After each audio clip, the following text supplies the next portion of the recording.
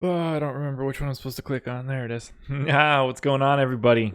Wednesday, October 17th, the first real slate of the NBA season. And I've got a co host today, no solo stuff.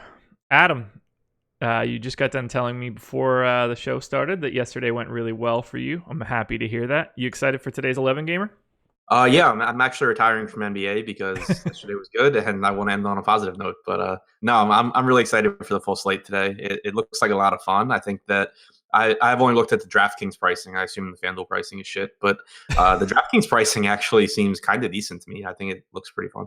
Well, that makes for an interesting dichotomy because I've only paid attention to the FanDuel pricing and not as much to the DK pricing. So we should get a nice sample of everything today.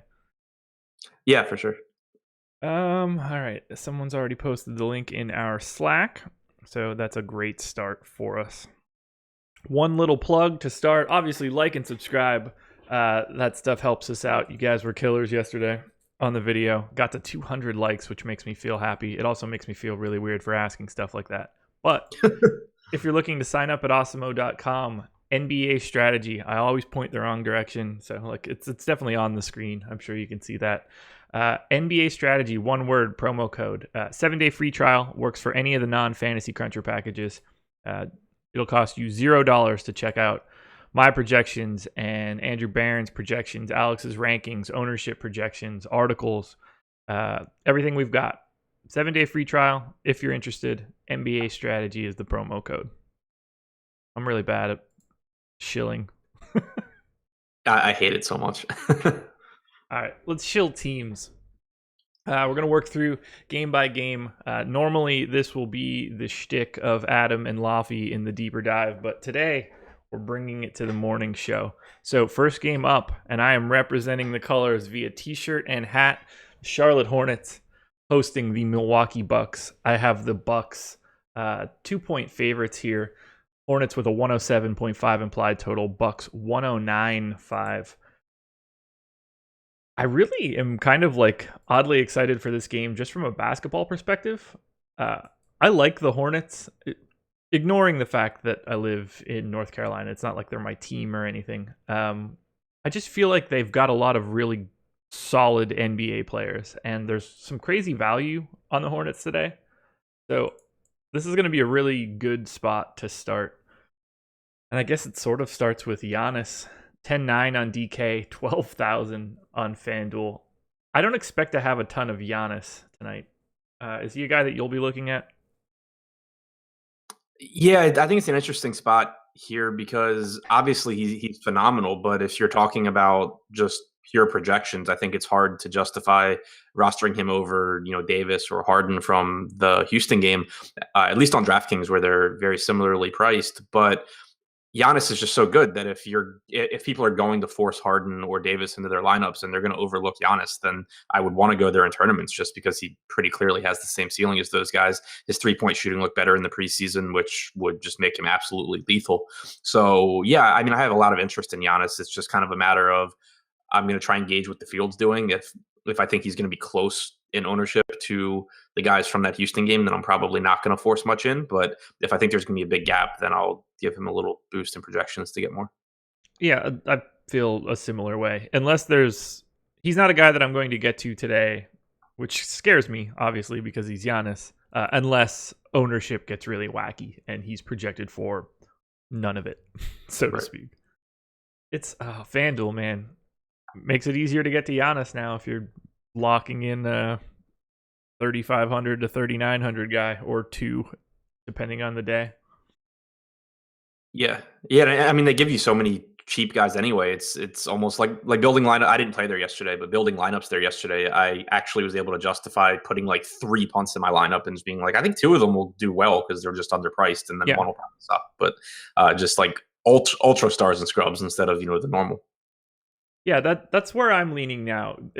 Someone in the 35 on FanDuel, at least 3,500 to 4,000 range. If those guys grade out as solid values, I want to guarantee at least one, if not two, in my lineup. Assuming one of them does well and provides the value, and the other does their job and just doesn't cost money. Right. One of those guys that are in this game on FanDuel. He will be one of my most popular guys, unless I get news that this should be set up otherwise. What do you think of Willie Hernan-Gomez today? Probably didn't think I was going there. I was wondering where you're going. Well, I hadn't thought about him because on DraftKings he's 5,200, but yeah, I think that's an interesting spot. Zeller, I assume is going to play like 24, 25 minutes. I have him in for 28, actually. Okay, yeah. So, but then the rest should be Hernan-Gomez, I would think. So yeah, I mean, he's a guy that obviously produces at a high clip when he plays. It's just a matter of playing time.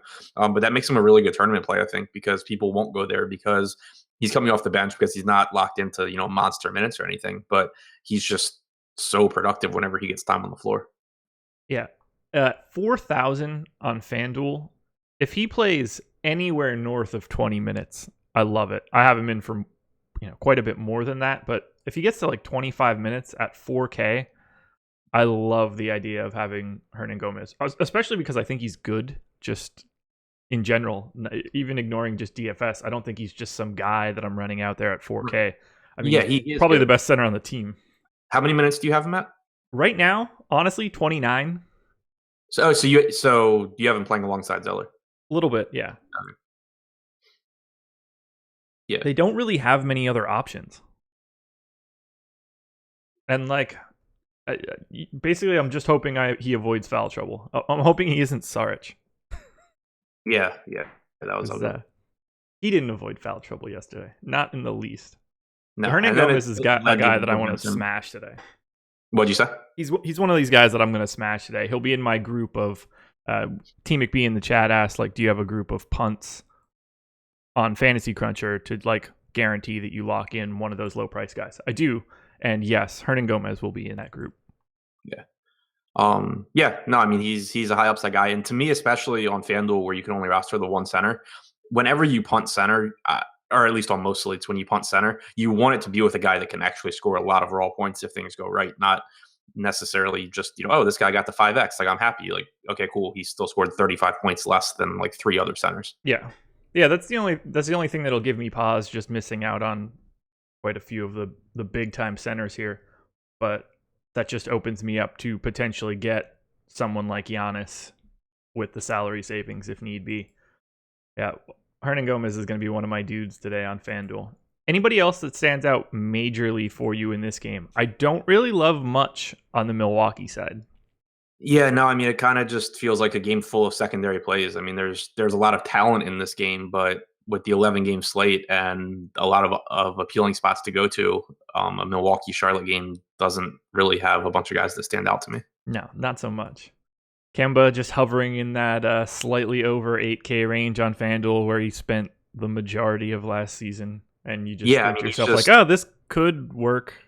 Right. He's fairly priced. He's probably most of the time, he's 7,600 on DraftKings. Most of the time, he's probably going to score 35 to 38 or 40 points or whatever. He certainly can go for 50 plus. It's Kemba. He does that. But it's impossible to prioritize him, I think. Yeah, and especially here, I don't see this as a really good spot.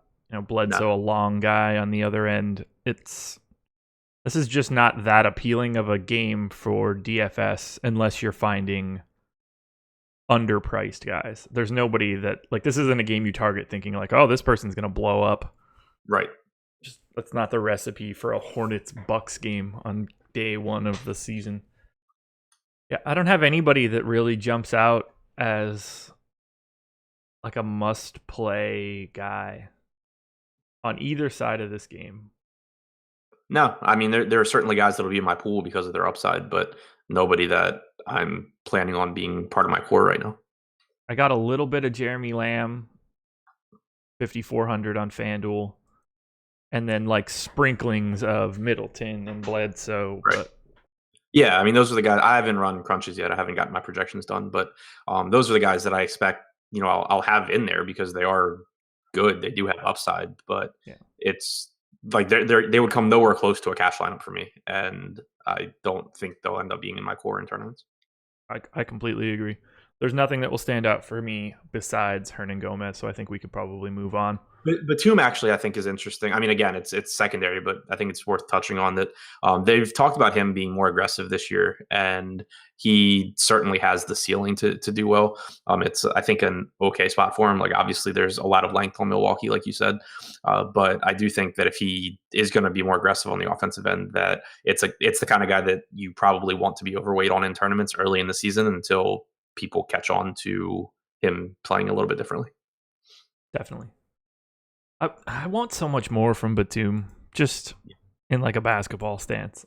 He's one of those guys that just like he always kills me when I play him. It's a game that he goes out there, shoots 3 times, and scores like 20 fantasy points.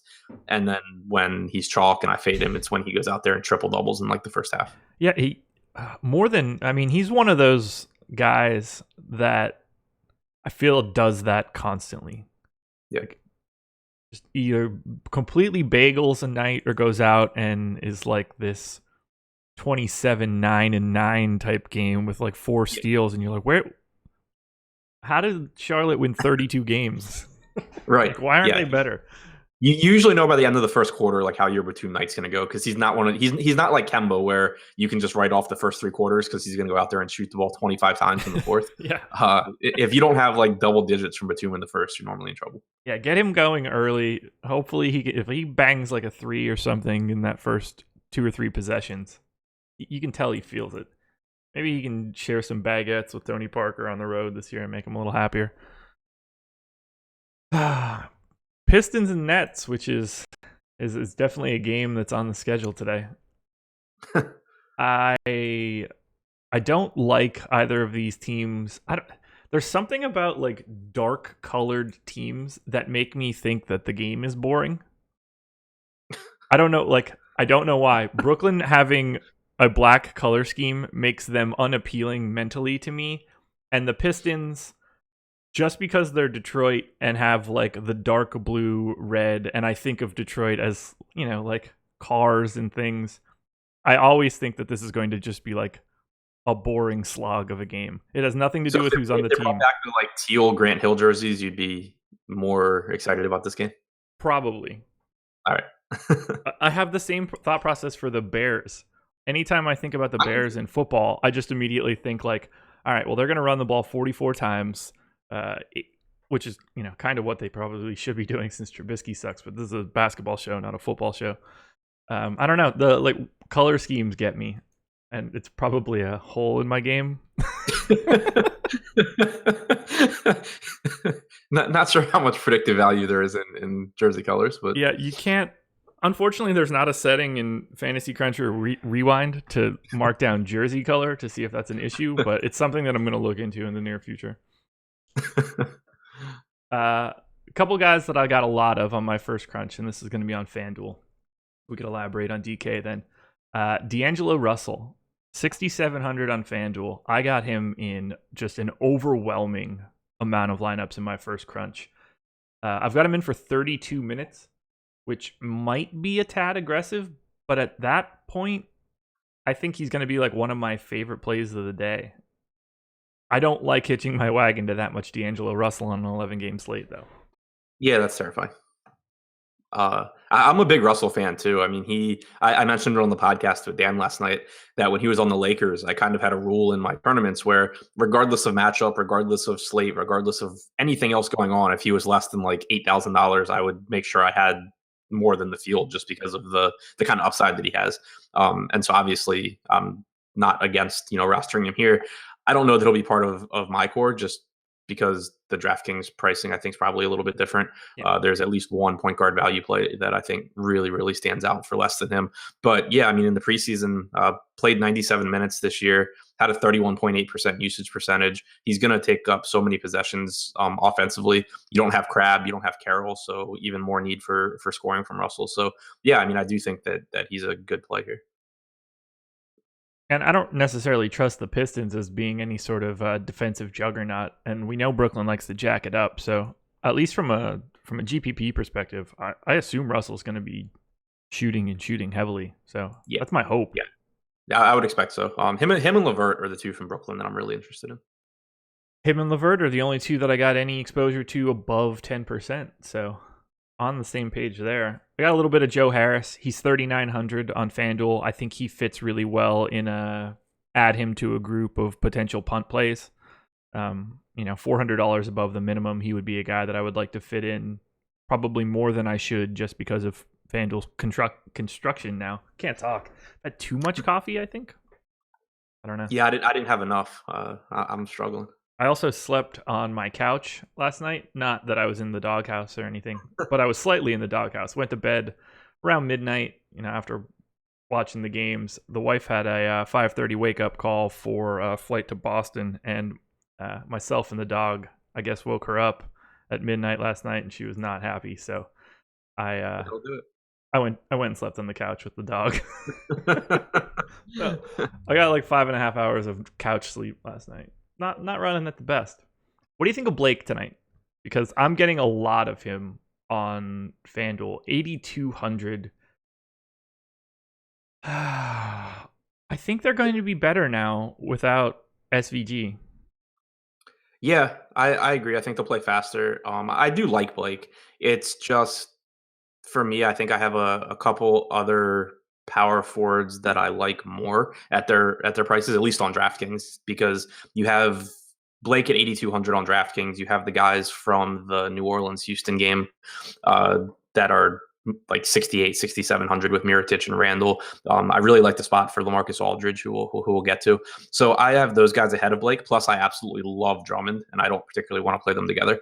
So that'll probably limit my Blake exposure a bit, but I do think it's a good spot for him, especially I still have Hollis Jefferson as questionable. I think that makes a difference for Blake. I agree with you there. Okay, so you don't, not the biggest. Who did you say you liked more than Blake?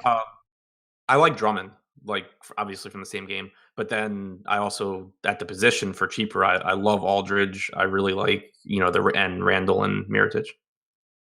Yeah, you can make a case Aldridge at $900 cheaper is he's got a much better shot.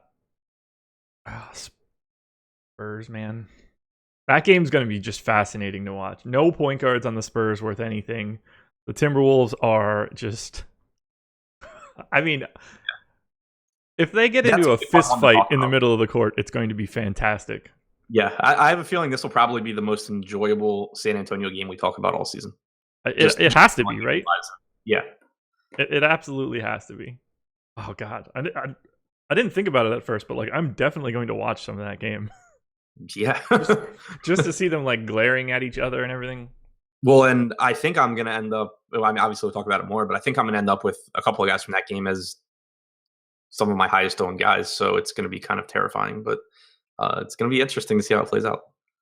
From the Timberwolves side or from the Spurs side? I mean, you mentioned Aldridge, but... Yeah, I'm thinking Aldridge and Butler. Okay. It should be good. Yeah, can't possibly go wrong. If you're doing it on FanDuel, at least you could drop the 0 after Towns stabs him. So you like Drummond tonight. Drummond is a guy that did not come up at all for me on my first crunch on FanDuel. He's 10-2. Now, caveat here. I haven't made any adjustments based on our ownership. So I got a really large amount of Hernan Gomez on my first crunch. That's going to limit the amount of Drummond I can get just in general.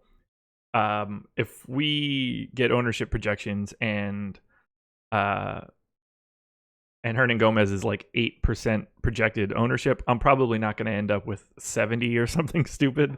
That will allow me to redistribute some ownership. I like Drummond as well. So I don't want anybody to see these zeros and think, you just lying? I like Drummond. It's the Nets. They got eaten alive by centers last year, and they haven't exactly done anything to change that outside of Ed Davis, which I don't think is going to be slowing Andre Drummond down all that much. Jared Allen, he's just not ready for that yet, in my opinion. As long as Drummond doesn't come out shooting threes or doing something stupid, I think we'll be fine there. So I'd like to have some Drummond as well. I'm with you.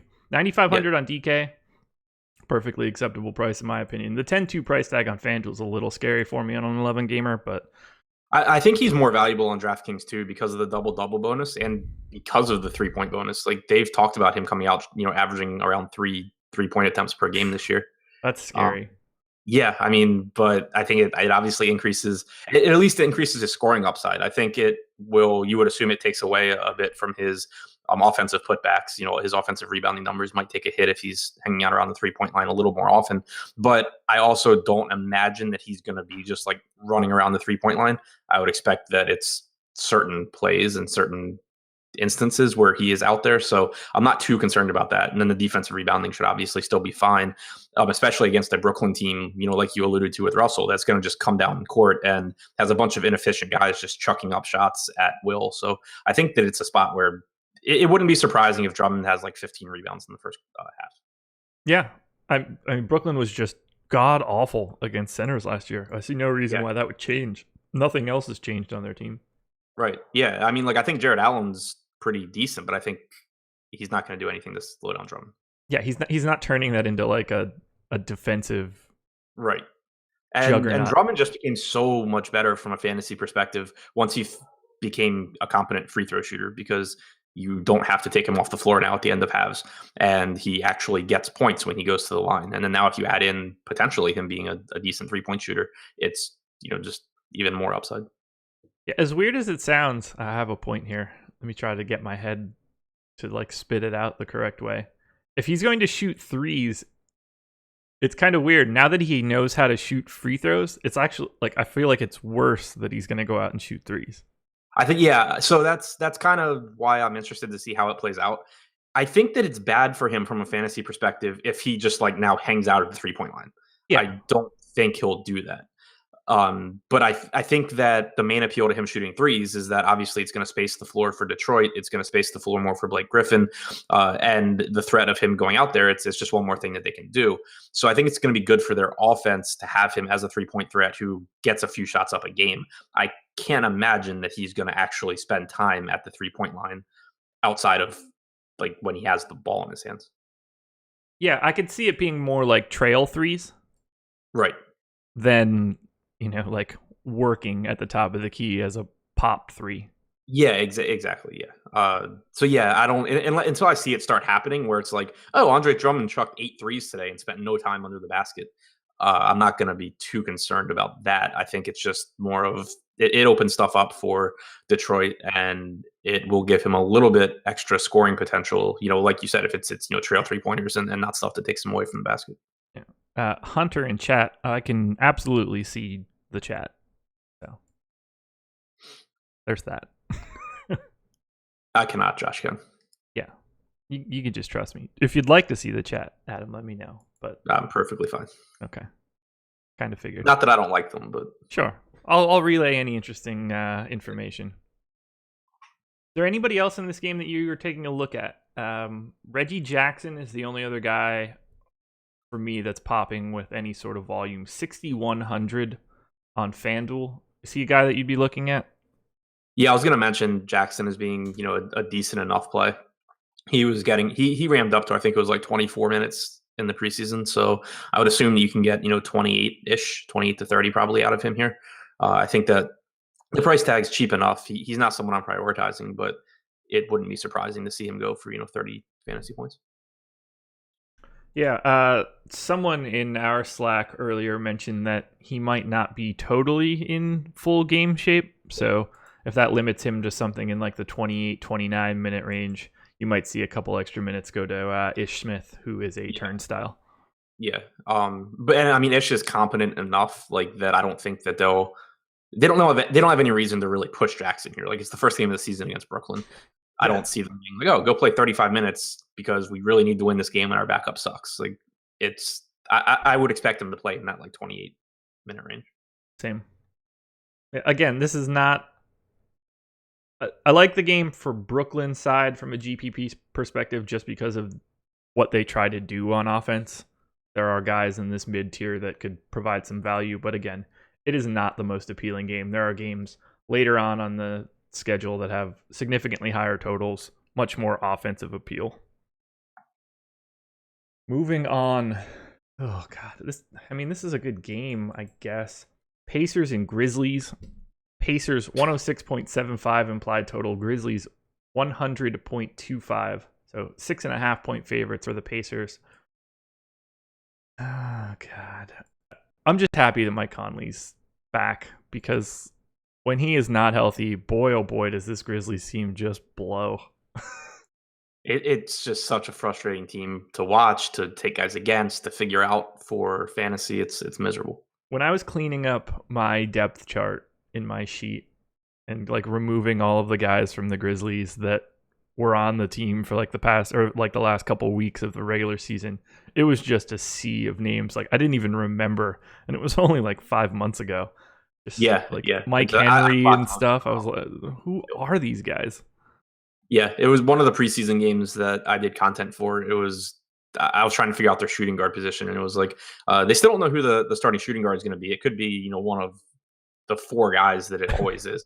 And it's just like we're still doing this. Yeah. Now they got slow mo. Yeah, I'm interested to see kind of how he fits in there. It can't be well. What is he like? If he's on the floor with Conley and Gasol, what is he doing? Right, that's the thing. He should be coming off the bench and facilitating there.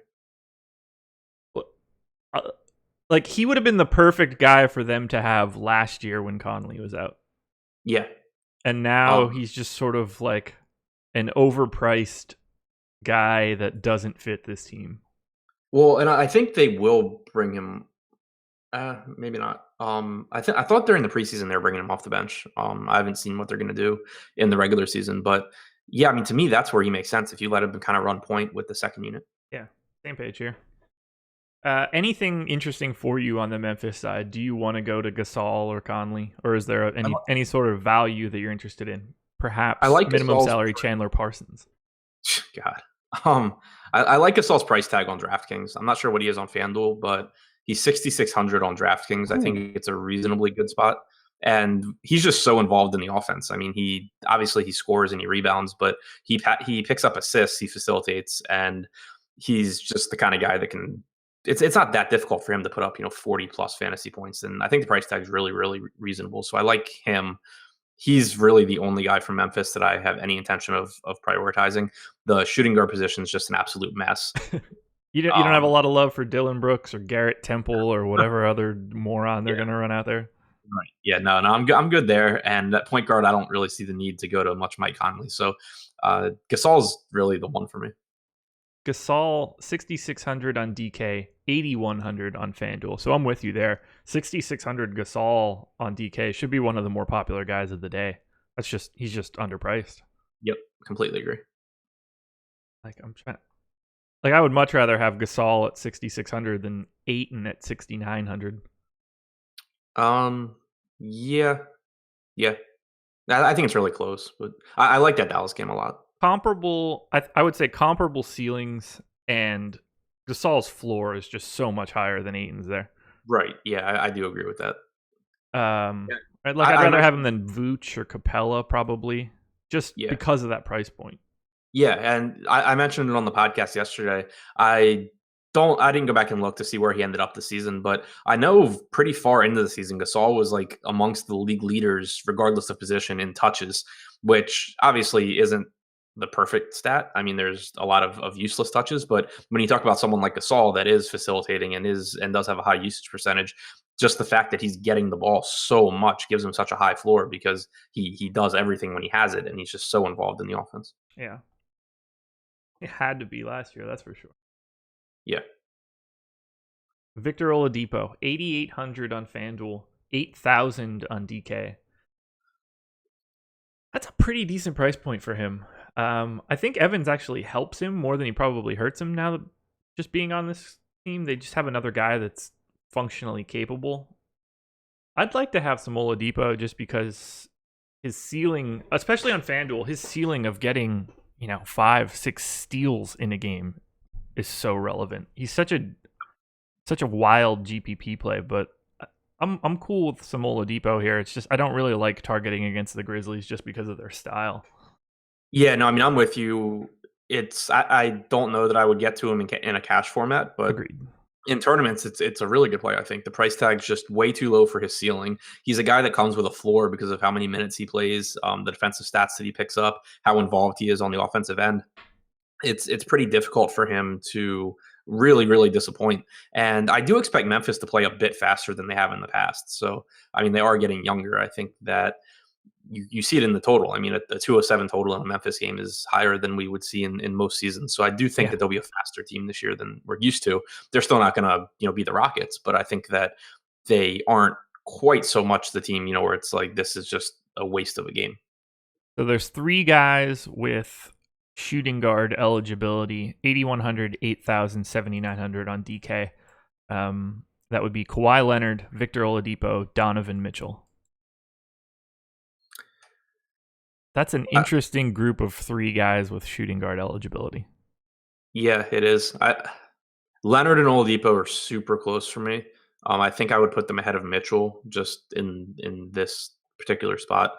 But then where it gets tough with Oladipo is like he's underpriced, but then looking at DraftKings below him, you have Drew Holiday, you have Devin Booker, you have DeRozan. Like I don't know, he's underpriced for him, but I don't know that he's underpriced for the slate. That's sort of where I was going with that. There's a lot just directly under that price tier that I think has a very similar ceiling. Would it be surprising if Devin Booker at 7,400 was the one that went off there? Absolutely not. Right. We had somebody in chat ask the question, and I was about to get to it. Is anyone playing Chandler Parsons? 29 minutes in the last preseason game, 3.8K on DK. I don't care that much about him on DraftKings, but he is minimum salary on FanDuel, 3,500. If he's going to get something north of 20 minutes, I mean, I don't like Chandler Parsons at all, but Parsons fits the new scoring system on FanDuel like a glove tonight. Yeah, I mean, and I think that on DraftKings pricing is weird today. It's like the mid-range is underpriced, like we were just talking about at shooting guard, but the top is reasonably priced, maybe a little underpriced. There's not a ton of really cheap value though. And so if you are, looking to go stars and scrubs, guys like Parsons are probably where you're going to end up. Guys like Parsons, guys like Rodney McGruder that are going to play minutes and probably not be productive with them, but maybe they will be. Yeah. Yeah. I'm going to end up with way more Parsons than the field, I would imagine, just because of FanDuel scoring now. I'm only playing FanDuel, no DK at all. So that will be my lean in all of these conversations. Anybody else you want to touch on in this game? I don't think so.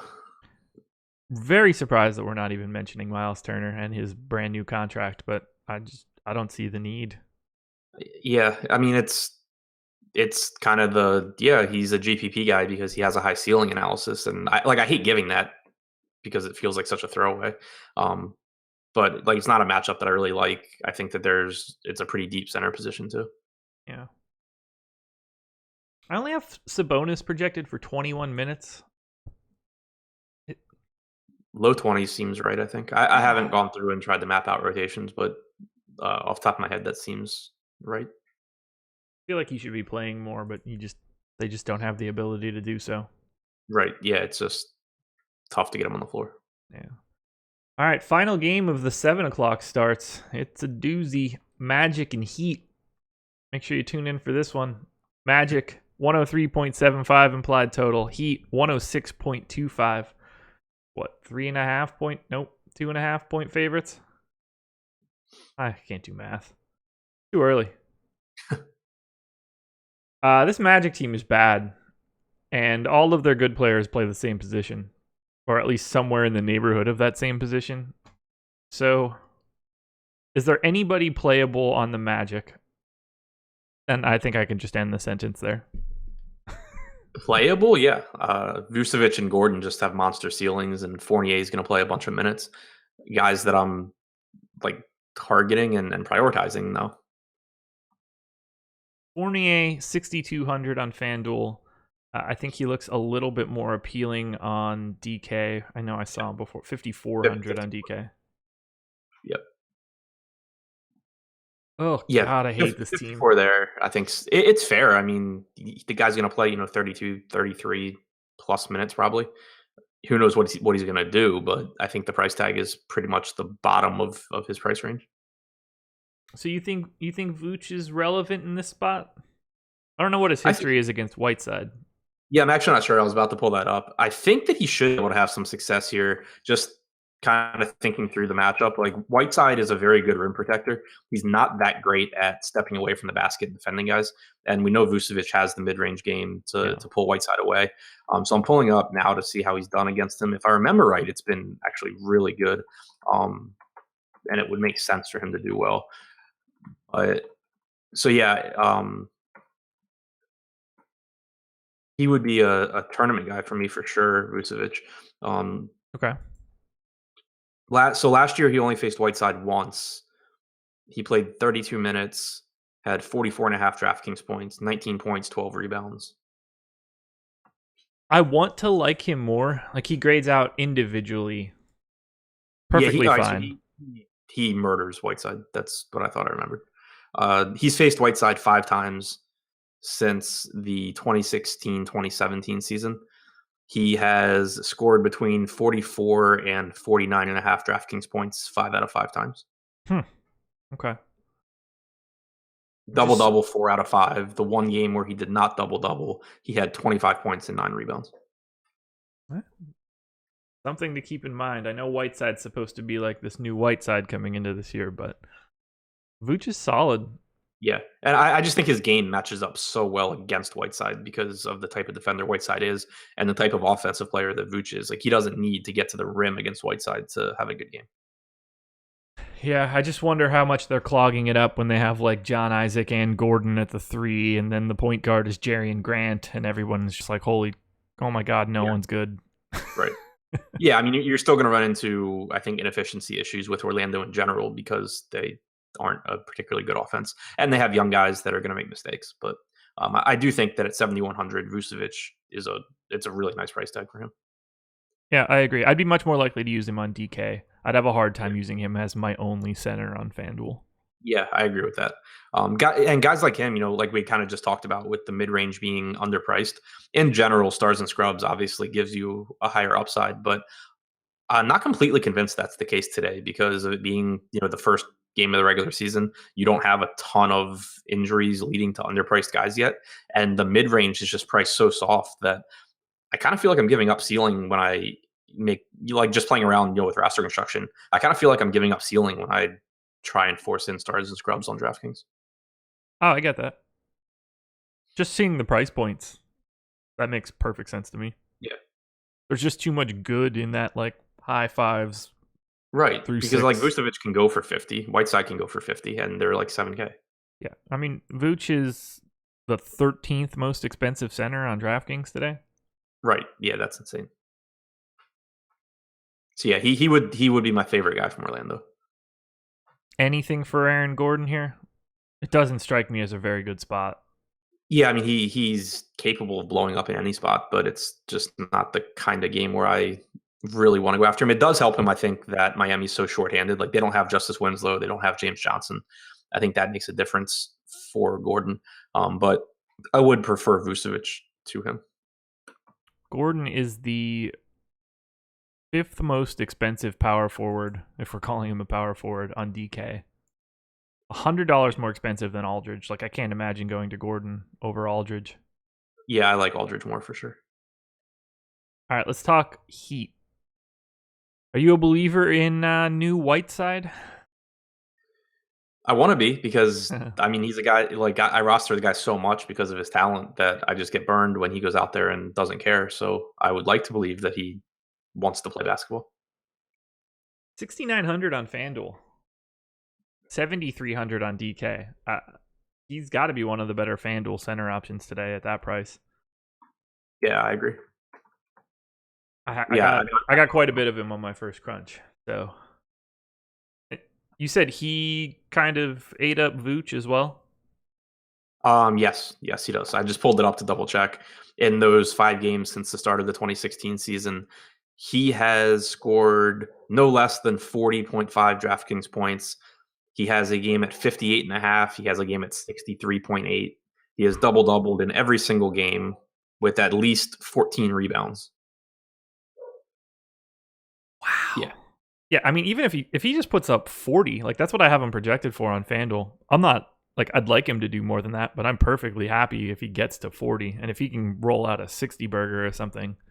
Yeah, You're looking pretty good. Yeah, I mean his block numbers in these 5 games: 4 blocks, 5 blocks, 2 blocks, 1-1. So I mean, there's the upside there for him to do that. And then yeah, I mean the rebounding makes sense too. Like he's not going to be that good at getting out and defending on Vucevic, but he's going to grab every single time that Vucevic misses, and there's no one else under the basket. Yeah, and I would expect quite a few misses if Orlando's shooting threes. They have not a Yeah, lot of capable shooting. yeah, an inefficient shooting team. It's like we talked about with Drummond in Brooklyn. Yeah, and these two and Gasol. It's why it's going to actually be tough to get a lot of Drummond, even though I like him. I mean, they have the same ceiling, and they're $2,500 less expensive. Yeah. Anybody else from the Heat? I got quite a bit of Kelly Olynyk at 5,400, which he's kind of one of those guys that like break my model sometimes. The like efficient in low minutes type guys that get a couple extra minutes when guys are out. He ends up grading out as like this world beater, but he's just as likely to do nothing in 25 minutes than he is to like find the spot where this game works. Yeah. So I mean, I think he's fine on he's 6,100 on DraftKings. I don't see myself going there. That's a totally different play than on FanDuel. Yeah. Yeah, exactly. So I think more of a FanDuel play. Where I'm interested in Miami is I do think that on a slate where you're missing out on a lot of value because there's not a lot of injuries, you can find value here. You have on DraftKings, you have Tyler Johnson at 4,200. No Dion Waiters in this game. No Wayne Ellington. No Justice Winslow. No James Johnson. They're going to have to give extended minutes to some of these, bench guys. Tyler Johnson at 4,200. Rodney McGruder at 3,800. He's a guy who normally we don't get any production out of, but he actually looked pretty good in the preseason. And I just don't see how he doesn't play a lot of minutes here with their wing depth basically just obliterated. So at $3,800, I think McGruder is one of the better value plays in terms of minutes. What he does with them is anyone's guess, but it's not a bad matchup against Orlando. And he did actually seem like a competent scorer in the preseason. Yeah, I have Magruder in for 26 minutes. He's just offensively challenged, at least as a base. Yeah. But it's good to see him back after missing, I believe, all of last year. Yeah, if not all, it was close. Yeah. Any interest in Richardson or Dragic, or that's probably it for anybody here? Yeah, not a ton, just because at least on DraftKings they're relatively expensive. Richardson 6,300, like the minutes are going to be there, but I prefer him when Dragic and or Tyler Johnson are out because you get more ball handling. Yeah, I don't like paying kind of a premium for Josh Richardson to hope that he grabs 5 steals and blocks 3 shots. He obviously can do it, but I don't think it's a great play. Same. Ooh, Kelly Olynyk chalk night on FanDuel per whoever is running as Osimo in the chat right now. 30% Olynyk. I got 23 on my first crunch, but if he's really 30%, there's a decent chance that I come in quite a bit under that. I don't need chalk Kelly Olynyk tonight on an 11 gamer. Yeah, that seems kind of unnecessary. It's a great price and all, but that's too much for me. Well, like the reason that he's such a good GPP play on slates where he's not chalk is the same reason that you can fade him when he is. Like he's just such a high variance guy, regardless of how many minutes he's going to get. Yeah, absolutely. I mean, like I've got him projected for 28 fantasy points on FanDuel. He could have 12 or he could have 40. And I'd be like, yep, of course he did. Right. Yeah. Like you can get your Kelly Olynyk money in like 2 weeks when he is in a good matchup and nobody's playing him and he's a little bit cheaper and he's going to play 4 less minutes than tonight. Yeah. Because it just really doesn't change his range of outcomes that much. Exactly. I don't have anything else in this game. I just want to get to a game that's good. There's not that many of them for an 11-game slate. They're all on the late night, so it looks like I'm going to be up until 12, but I don't have to worry about waking anybody up because she'll be sleeping in Boston. Speaking of that, well, not that, but... Speaking of my wife in Boston? I don't even know where we're going with this. Speaking of the late games, last I looked, DraftKings doesn't have any sort of like competent late slate out, which was just weird to me. They have a 2-game turbo slate at 8, but I don't see anything yet that encompasses like the 5 or 6 game slate that they could run. Really? Yeah, which I was surprised. Yeah, I'm going to be Like, jamming into a lot of different contests tonight.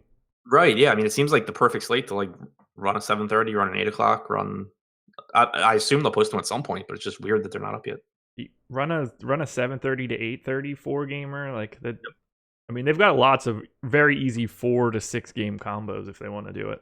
Yeah, and I normally don't enter the kind of secondary slates that often, and it's something that I think I should actually do more of. So I was Same. really excited. I was like, oh, 11 games, like the games are spread out. They'll have a million slates I can play.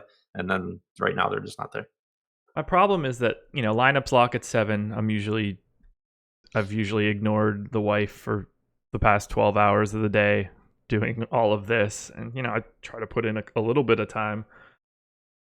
But, like, more than anything, I'd love to get in, like, the 8 o'clock and the 10 o'clock slates. But it's so much to manage. Otherwise, I'm just going to be on the computer for 18 hours a day, which is fine. But Yeah, it starts to feel like you're in the Matrix. that is true. All right, let's move on to the game of the day. New York Knicks hosting the Atlanta Hawks. Knicks 108.5 implied total. Hawks 105. I mean, there are fun things to see in this game, but talent isn't one of them. No. Trae Young. Yeah. I mean, that's I think the fun thing to watch here. And I had mentioned when we talked about D'Angelo Russell that I used to have like a D'Angelo Russell rule in tournaments. I think that's gonna become Trae Young this year for me. Like, he's never gonna project as long as he's priced in the mid range. He's not gonna be a top point per dollar play No. because there is gonna be inconsistency with him. But he also is a guy that can go out there, and his ceiling is just so much higher than a lot of guys around him because he is a very good passer. He's going to get assists and he's going to chuck up shots. And when those shots are falling, he's going to put up monster fantasy point games on this Atlanta team that I think is going to play at a faster pace than they have in the past. He and doesn't have guys to take the ball out of his hands. He just has such a monster ceiling when his shot's falling that I already know I'm going to want to be forcing him into tournament lineups. Bumping projections just to get him in because he's the kind of guy that can, win you tournaments so easily. Yeah, his ceiling is, I've got him projected for like 29 today. I think it's a decent spot. Ceiling significantly higher than that. Floor is probably in the negatives. I mean, he can go over 15 with like 9, 10 turnovers, and it wouldn't exactly shock me. Yep. Oh man. Yeah, guys like that are just so tough. And so I mean, we've talked about the randomness on Fantasy Cruncher. Like, that's the kind of guy where I think he should probably have one of your higher randomness scores out of anyone if you use randomness as your way of getting in guys with ceiling. Yeah. Oh man, there are some guys like. So I filter out everybody that I don't have projected for. Anybody 15 minutes or under. They're generally not going to be really on my radar. Some of the names that show up in this game, even over the 15 minutes, like 900-year-old Vince Carter and Amari Spellman and Alonzo Trier. I don't know how to say his name. He's a scorer if he gets the minutes. I just don't know if the minutes will be there. I've got him in for 17 minutes. He's a guy that you could use as a punt play on FanDuel. Yeah, DraftKings too. I mean, if you're playing DraftKings today, has like a $5 140,000 person tournament with 100K up top. Trier at 3,200. Trier, is that what it is? I think so. I'm not 100% sure, but he's the guy. He's a guy that, like, you're going to need stuff to break your way. You're going to have to get lucky somewhere, like someone on the Knicks breaks their ankle or something, or the game blows out. Like, something weird is going to have to happen. But if he somehow played 25 minutes, he wins the tournament probably. At 3,200. Didn't know he went to Arizona. Also didn't know that he was about to be 23 years old. Yeah, he was actually pretty impressive in the preseason scoring wise too. I mean, obviously it's preseason, but the upside's there if he gets minutes. Okay, so I mean, this game is a game we have to pay attention to because both teams are bad. Yeah. It usually scares me to get guys in this situation, but like, what do you think of someone like Cantor, or I mean, let's talk Knicks to start. Cantor, Hardaway, Trey Burke, I think is probably the best option here. This team is just god awful. Are you Yeah, doing anything with Kevin Knox? I just don't know what to make of these speaking of guys. awful. But no, I mean, I think that the prices on the Knicks are what really keeps me off them on DraftKings. It's not a bad spot against a young Atlanta team that's going to play fast and probably give up a lot of points. But Cantor's right in between Hassan Whiteside and Nikola Vucevic. I don't I don't have a problem with Cantor, but I would rather play those two guys. Hardaway is at 6,600. That's pretty expensive on this particular slate. Yeah. Trey Burke's 5,600. That's pretty expensive on this particular slate. So it's kind of tough to get there. And like with Burke, I guess Moutier is out. I hadn't seen that. So Moutier out, that helps solidify Burke's minutes, especially since we know Ntilikina's in the starting lineup as well. So I guess that's a boost for Burke, but still at 5,600, it's going to be tough to prioritize him. I think it's just really tough to love anything from New York. Yeah, they're priced a little bit better on FanDuel. So Cantor is 7,000 on FanDuel, 7,200 on DK. Trey Burke 4,900 on FanDuel compared to 5,600 on DK. So I think Burke looks okay if you're trying to go slightly low priced on FanDuel, especially because he should be opposite Trey Young. And Trey Young not going to be getting it done defensively, if I had to guess. Yeah, probably not.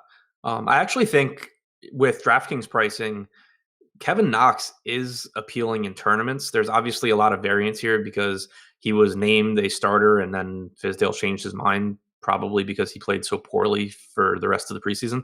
But Knox is a guy who I think is going to have to excel in transition. Like, I think his good games are going to be against teams that give it up in transition. And I expect Atlanta to probably struggle there because they'll play fast because they're young. You're going to have Trey Young, chucking up shots with long rebounds. So I think that it's a spot where a team that could struggle, and you're going to have Knox coming off the bench where he plays less minutes with Burke and with Hardaway, so should have a higher usage percentage. He's going to have no ownership, obviously. He's only 4,700. I think that's actually kind of an interesting tournament play. I don't even know how to project. Like, I've got him projected for 22.7 fantasy points in 25 minutes. He's 5,100 on FanDuel. Yeah. It's At least another it's one. a home game. I don't know. It's just really tough to project too, because I get the impression that the Knicks rotations are going to be pretty fluid. Yeah. And you would think that if Kevin Knox is playing well, they're going to let him play. There's really no reason not to. And so I just see like his median outcome being completely useless, but there being a pretty decent path to, if he is playing well, him getting a few more minutes and being productive. So it's just so hard to project guys like that. But I think that there is a nice ceiling for him. Cantor, Hardaway, Hazonia, Knox, Burke, Lance Thomas, Mitchell Robinson, Ntilikina, Alonzo, whatever the hell his last name is. What's the opposite of a super team? The Knicks. Yeah. Oh my God. They're all like the sixth best guy on a good team. Yeah. I think if you're watching the game, one thing to actually pay attention to from a basketball perspective is how the Knicks use Ntilikina on defense. Because you think someone that's watching the Hawks Knicks is like sober enough to pay attention to the defensive rotations? They're either really drunk, they really like basketball, or they're unfortunately a Knicks fan. If you're in the one that likes basketball and it like is trying to find something that you can use in the future for DFS, figuring out how they're using Ntilikina defensively, I think is going to be good to watch, just because he is so long and he is a very good defender. In the preseason, they were having him defend fours. Now he'll probably defend the three. It seems like. So if they start doing something where he just defends the best player on offense, regardless of position, that's going to be something good to know going forward, at least. Jared Pence in the chat. Trey Burke will be an all-star. G League? Or China or something. Yeah. Not in American basketball. I'm confident.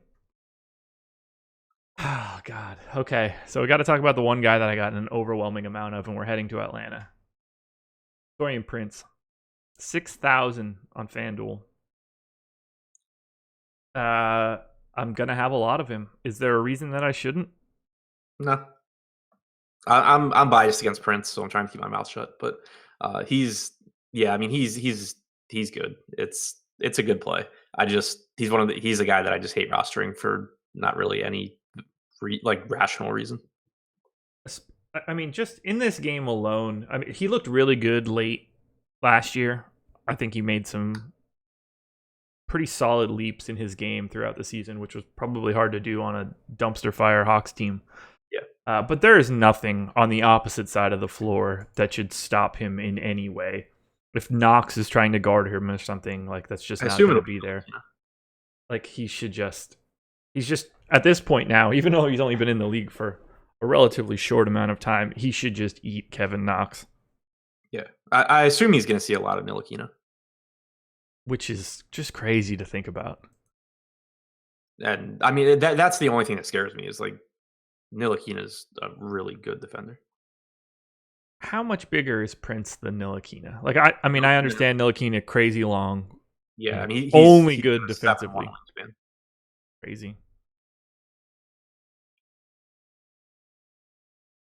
So yeah, that's the only concern, but I think that there's still plenty of upside. I mean, it's still a team defense that we don't expect to be very good. There's going to be turnovers from the Knicks.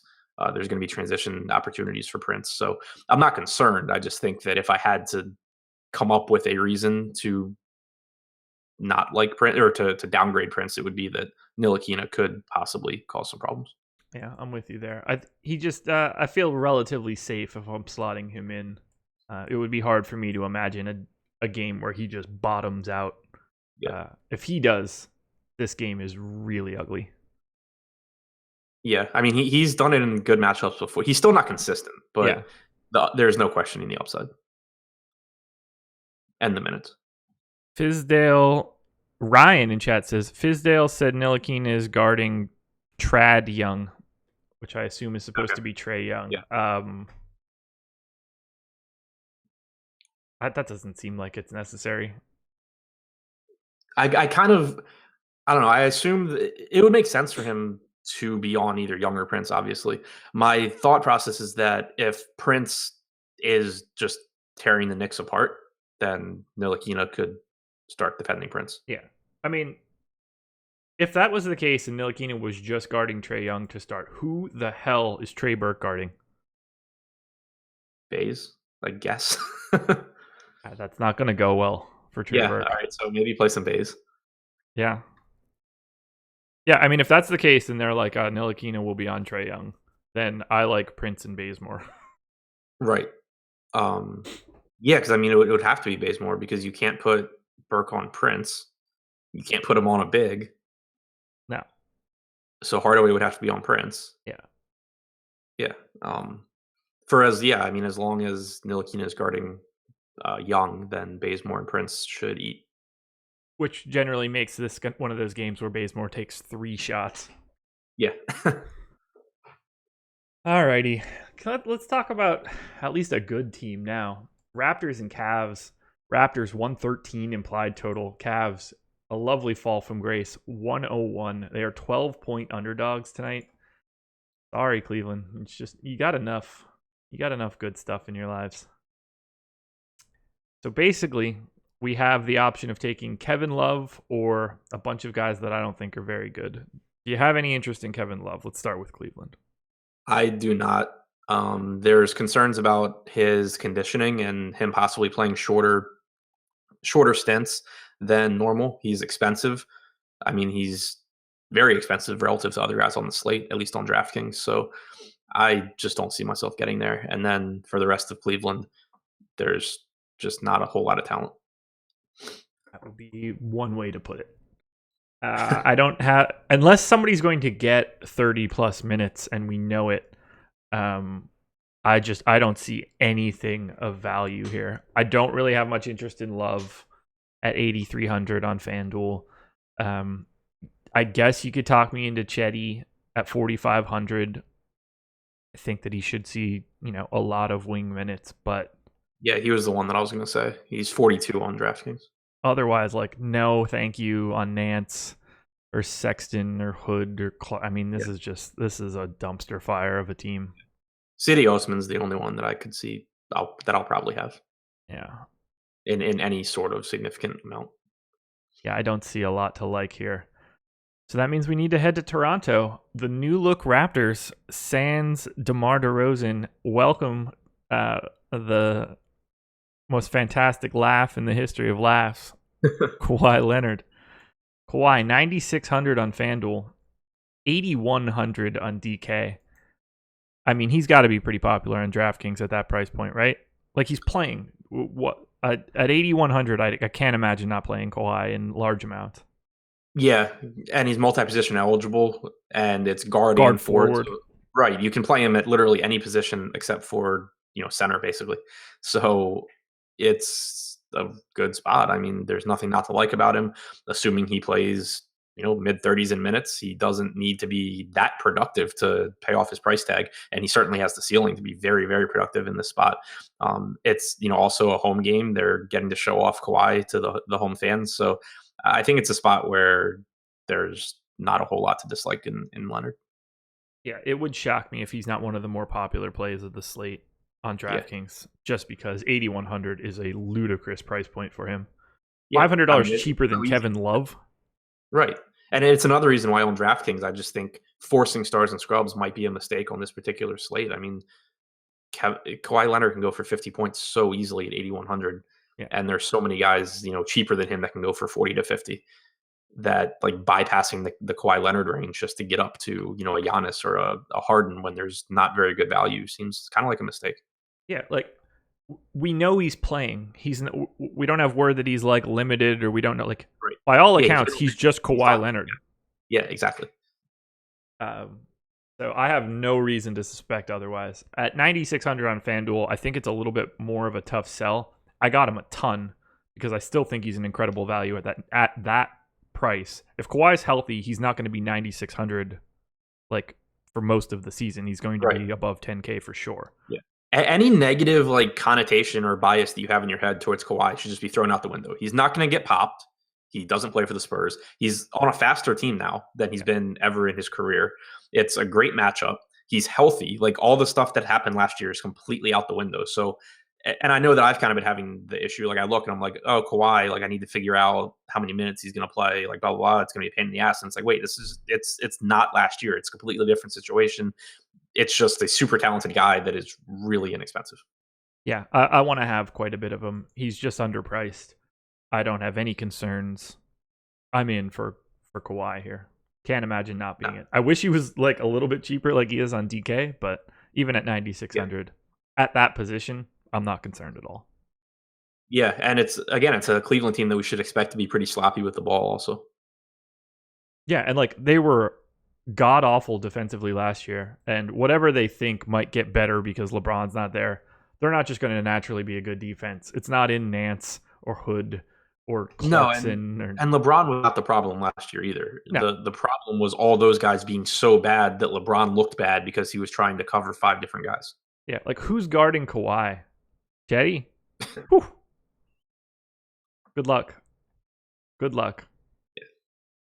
But certainly not Kevin Love, or I mean, I can't even name anybody that I think is competent enough to handle Kawhi. Yeah. Love it. Smash Kawhi. That's what I always say. Anybody else on the Raptors? What do you think of Kyle Lowry? 7,200 on DraftKings. Yeah. He's cheap. He's, again, it's tough to like prioritize him, but I would think that he's probably one of my I think I'll probably end up with kind of spread out point guard exposure on this slate, and he's someone that I'll certainly have a decent share of, just because the price tag is nice. But I would rather have Kawhi than him, and I think it's just like Lowry's the only point guard eligible, and there are so many guys with multi-position eligibility that make it easier to construct rosters that I think that kind of dings Lowry a bit on this slate too. Yeah, I think he's perfectly fine, but completely unappealing. Yeah. I think the most likely outcome is that he gives you a game that is perfectly fine and that doesn't win or lose you anything. Yep. Completely agree. Anybody from a value perspective you're taking a look at? Somebody like Siakam or Ibaka? Siakam played a bunch in preseason and looked really, really good offensively. So I think that there's at least upside there, but I don't I'm not super confident in how their regular season rotations are going to work either. Like they still have a bunch of front court bodies that they can go to. So I'm not super confident in him, but I think if he gets the run, he can have a good game. Like if he plays 25 minutes, I think he probably comes close to like 6x's drafting salary. Yeah, I'm a big Siakam fan. He just strikes me as like new Ibaka, or what Ibaka would have looked like 25 years ago when they were the same age. Yeah. Chat talking Yanis here. I've got him in for 22 minutes. He's 6,200 on FanDuel, 5,900 on DK. Cleveland got just bludgeoned by centers as well last season. But, I don't necessarily see this as like a really big Yanis smash spot, because I would assume most of the time that Yanis is on the floor, Tristan Thompson will be on the floor alongside of him. And that's not a great spot for him. He can just dominate anyone though. Like the thing with Valanciunas is just how many minutes is he going to play, and I think the range there is really really wide. Like they've talked about him coming off the bench some this year, starting other games. I'm I just don't have confidence in anyone from the Toronto front court until we get some kind of feel for how they're going to use their rotations. And so until then, it makes them perfectly fine tournament plays because we know there is a really high ceiling for Valanciunas. Same with Siakam. But I just don't know. You're definitely taking on risk, especially if at 5,900 or 6,200. It's not like he's super cheap and letting you fit in other guys. You are actually kind of costing yourself a Whiteside or a Vucevic or whoever. So there is plenty of opportunity cost. There's plenty of risk in paying a reasonably high salary for him when we don't really know how many minutes he's going to play. Yeah, I don't see the need. If anything, if Tristan Thompson is good at anything, I think that defending Jonas Valanciunas is probably like his best skill set. That's sort of like the only thing he's good at, in my opinion. So and it's not like they're going to leave Larry Nance out there to get beaten on the blocks. I mean, he'll take 2 or 3 trips down the floor and he'll just be done. He'll be done, and they don't have any other options. Yeah, and Thompson, I guess, is worth considering. With Thompson is starting, Nance is questionable, so there could be more minutes than usual for Thompson here. It's a spot where I could see him going for like 12 and 10. Jonas 2020 upside. I agree with that. 2020. I mean, he can do it in like 30. If he somehow played 28 to 30 minutes, he can. Okay, sure. 2020 is obviously extreme, but like, I mean, everyone has 2020 upside. Let's be clear here. Valanciunas, yeah, but Valanciunas is just such a point per minute monster when he gets the run. He is. I don't disagree with that. I don't see this as the spot. I can't do it. I don't see him playing enough. Yeah, I mean that's my concern. Like I might force in a little bit, but it's not going to be a lot. And it's my biggest issue with him is just that it's just taking on so much risk. Like you're getting a really high ceiling from probably a low owned guy, but it's an 11 game slate and ownership's going to be relatively spread out anyway. And you're saving $1,200 off of Vucevic or Whiteside, who how many minutes they're going to play. They're in good matchups. There's just so much more certainty with those guys, and still monster ceilings. Yeah, that I agree with. I expect them to be playing way more Ibaka, Siakam at the 5 type lineups, OG at the 4, than just trying to fit this particular Jonas spot. Right. They need to get ready for April, and April is going to mean that Jonas isn't playing those sorts of minutes. It's going to be way more Ibaka, Siakam at the 4 or at the 5. Well, and also, yeah, I mean, I think Valanciunas will give us an edge this season if we can figure out, like, if we can predict their rotations based on matchups once we have an idea of how they want to do it. But we just don't really know that yet. T McB in the chat, what's the points percentage column on my sheet? So this is going to be very similar to baseball. This is a percent chance that a person, and this is only applicable for FanDuel because of DK's positional eligibility. I haven't set anything up. Percent chance that they are a top 6 scorer at their position, and percent chance that they are a top 6 value at their position for the slate. So Kawhi, for example, 92% chance that he is a top 6 scoring small forward on FanDuel today, which feels high, but is also probably pretty close to accurate. If he's not one of the top 6 scoring small forwards today, something bad happened to Kawhi. Yeah. Yeah. 4-1 out for Cleveland, I guess. What do you think of Colin Sexton? Man, we are running super long, but we are just chatting up a storm here. I don't know. I actually need to watch more of him. I didn't watch much of the Cleveland preseason just because they're Cleveland. Agreed. I don't have much interest in him. I didn't like the pick, so I'm anxious to see if I'm just completely wrong. I saw a tweet yesterday that if LeBron would have re-signed, they were willing to put that pick in a trade for Kemba. Or maybe it was, I think Zach Lowe might have mentioned it in his column. I thought it was interesting. I don't think Kemba would have been that big of a help for Cleveland. Yeah, I mean, I'm a huge Kemba fan, but it's so hard to say what LeBron needs. Give him shooting, and he can win any game. Yeah. Alrighty. Well, you ready to actually talk about a game that matters? Yes, please, God.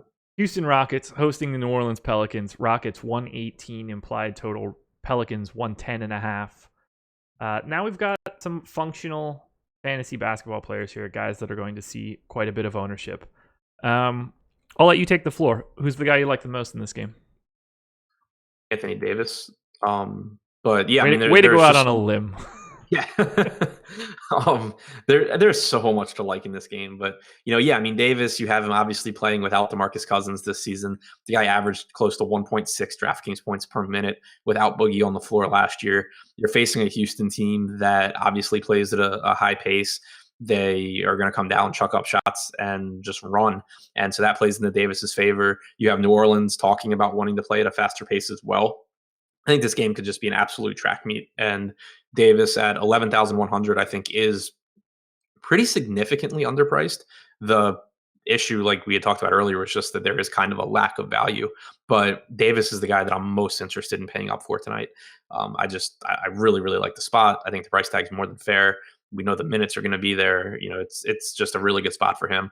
But then, beyond him, Julius Randle is a guy who I'm just a huge fan of, especially in fast-paced games, because he can play well in transition. He can facilitate in transition. He can pick up some assists that way. Obviously gets rebounds, scores points. So he's a triple-double threat, I think, in fast-paced games like this. Mirotic is a little more expensive than I would like, but I still think that he's a good play. And then Elfrid Payton is only 5,300 on DraftKings. I think that's just a complete mispricing. So you like Payton quite a bit there at 5,300, I'm assuming? Yeah. Okay. Yeah, he's 6,700 on FanDuel. I don't find him to be particularly playable at that spot. Yeah, but 5,300 on DK, I like quite a bit. This is a game that I see as really interesting from a defensive matchup perspective. So let's say this. Who's guarding Julius Randle? I don't know.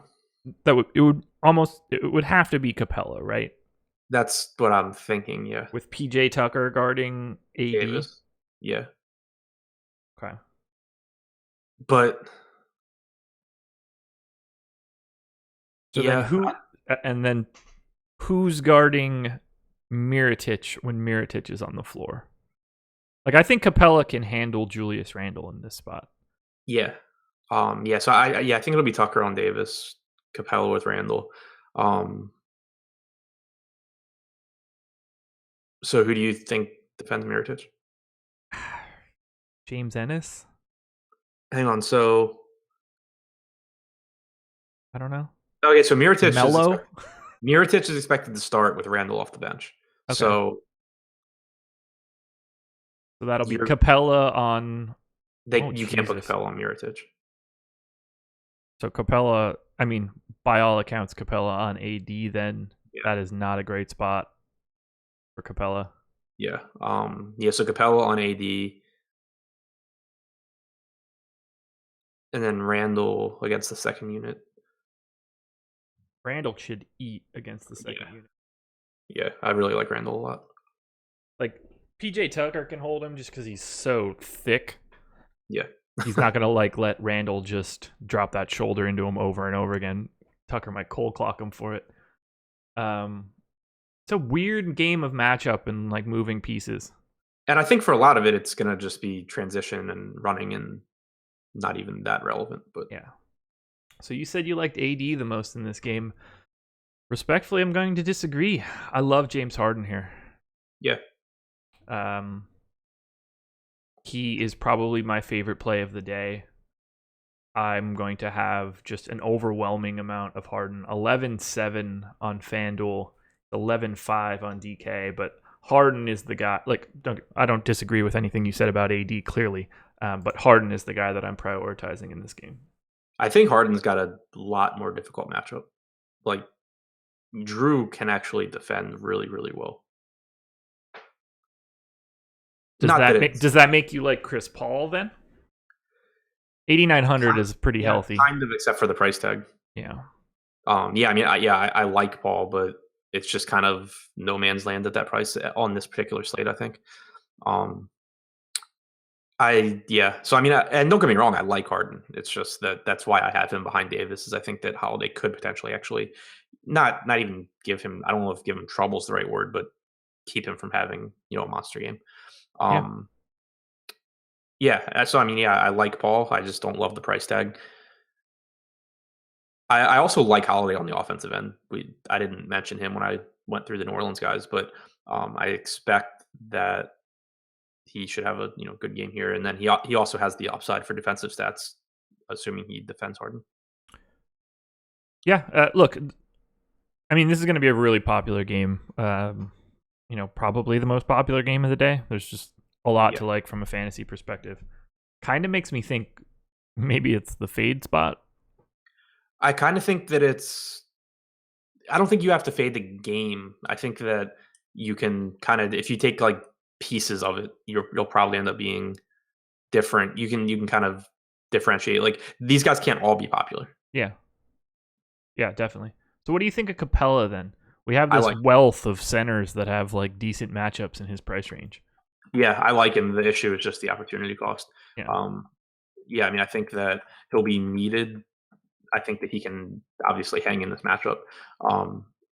And he has had some success against Davis in the past, although it's tough to, I don't know who's defending in those games. I haven't gone back to watch.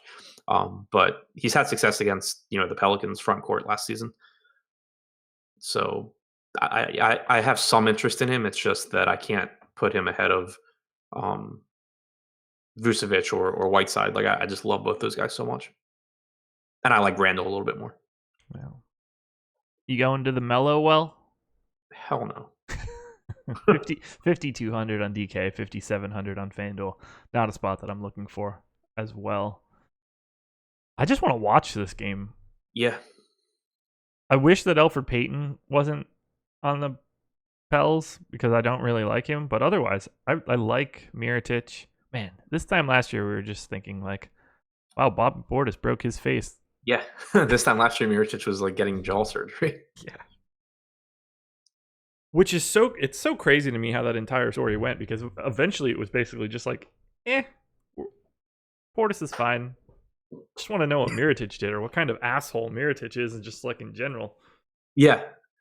Yeah, especially like Portis, I don't know, he doesn't seem like I know he has his, like mean streak in him, but he doesn't seem like that much of an asshole. He seems like he probably was provoked, and Mirotic, everything that came out after it kind of just seemed like Mirotic probably did something. Yeah, it's so weird.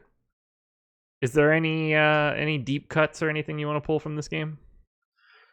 Eric Gordon's cheap. He obviously has upside if the shot's falling, but I kind of hate rostering him when Chris Paul's healthy, so nothing but a secondary play. Yeah, 5,700 on FanDuel. He's a guy that I only want to get when like value opens up. It doesn't feel like that spot today. What about PJ Tucker if we think that he's going to need to play a bunch of minutes for defensive reasons? God. He is just a complete zero offensively. Oh, I agree. I'm just like, he's 3,900 and the value just sucks. Oh, God. 41. If he were a little bit cheaper on FanDuel, I'd say that he makes for like a really nice add him in as a punt type guy. But 4,100, I think there are better options out there. You need a very specific day. How were the Pels last year at giving up corner threes? I want to say they struggled. I don't remember corner three specifically. I'm almost positive they struggled against just like random spot up 3-point shooters in general. Cleaning the glass is not working right now, even though I am logged in and have been a subscriber since day one. Every time I click on one of these, is that working? Nope, still not working. Let's log out and log back in. WordPress? Why would I log in via WordPress? There we go. No. Sometimes I hate the internet. I guess most of the time I hate the internet. I'm trying to pull it up on NBA.com, so I'll let you know if I beat you. I hope you don't. All right, I got it now. Okay, cool. Teams. Well, I'm logged in at least now, so I'm allowed to see the in-depth stats. Offensive shooting frequency. Nope. Defensive shooting frequency. They gave up. They were middle of the pack in corner threes. So it doesn't make me like PJ Tucker any more or less. No. If they would have gave up a ton of them, I would have leaned a little bit more towards PJ Tucker, but I don't see the need now. Is there any way that Trevor Ariza ends up back on the Rockets in the middle of the season? Like a buyout? Yeah.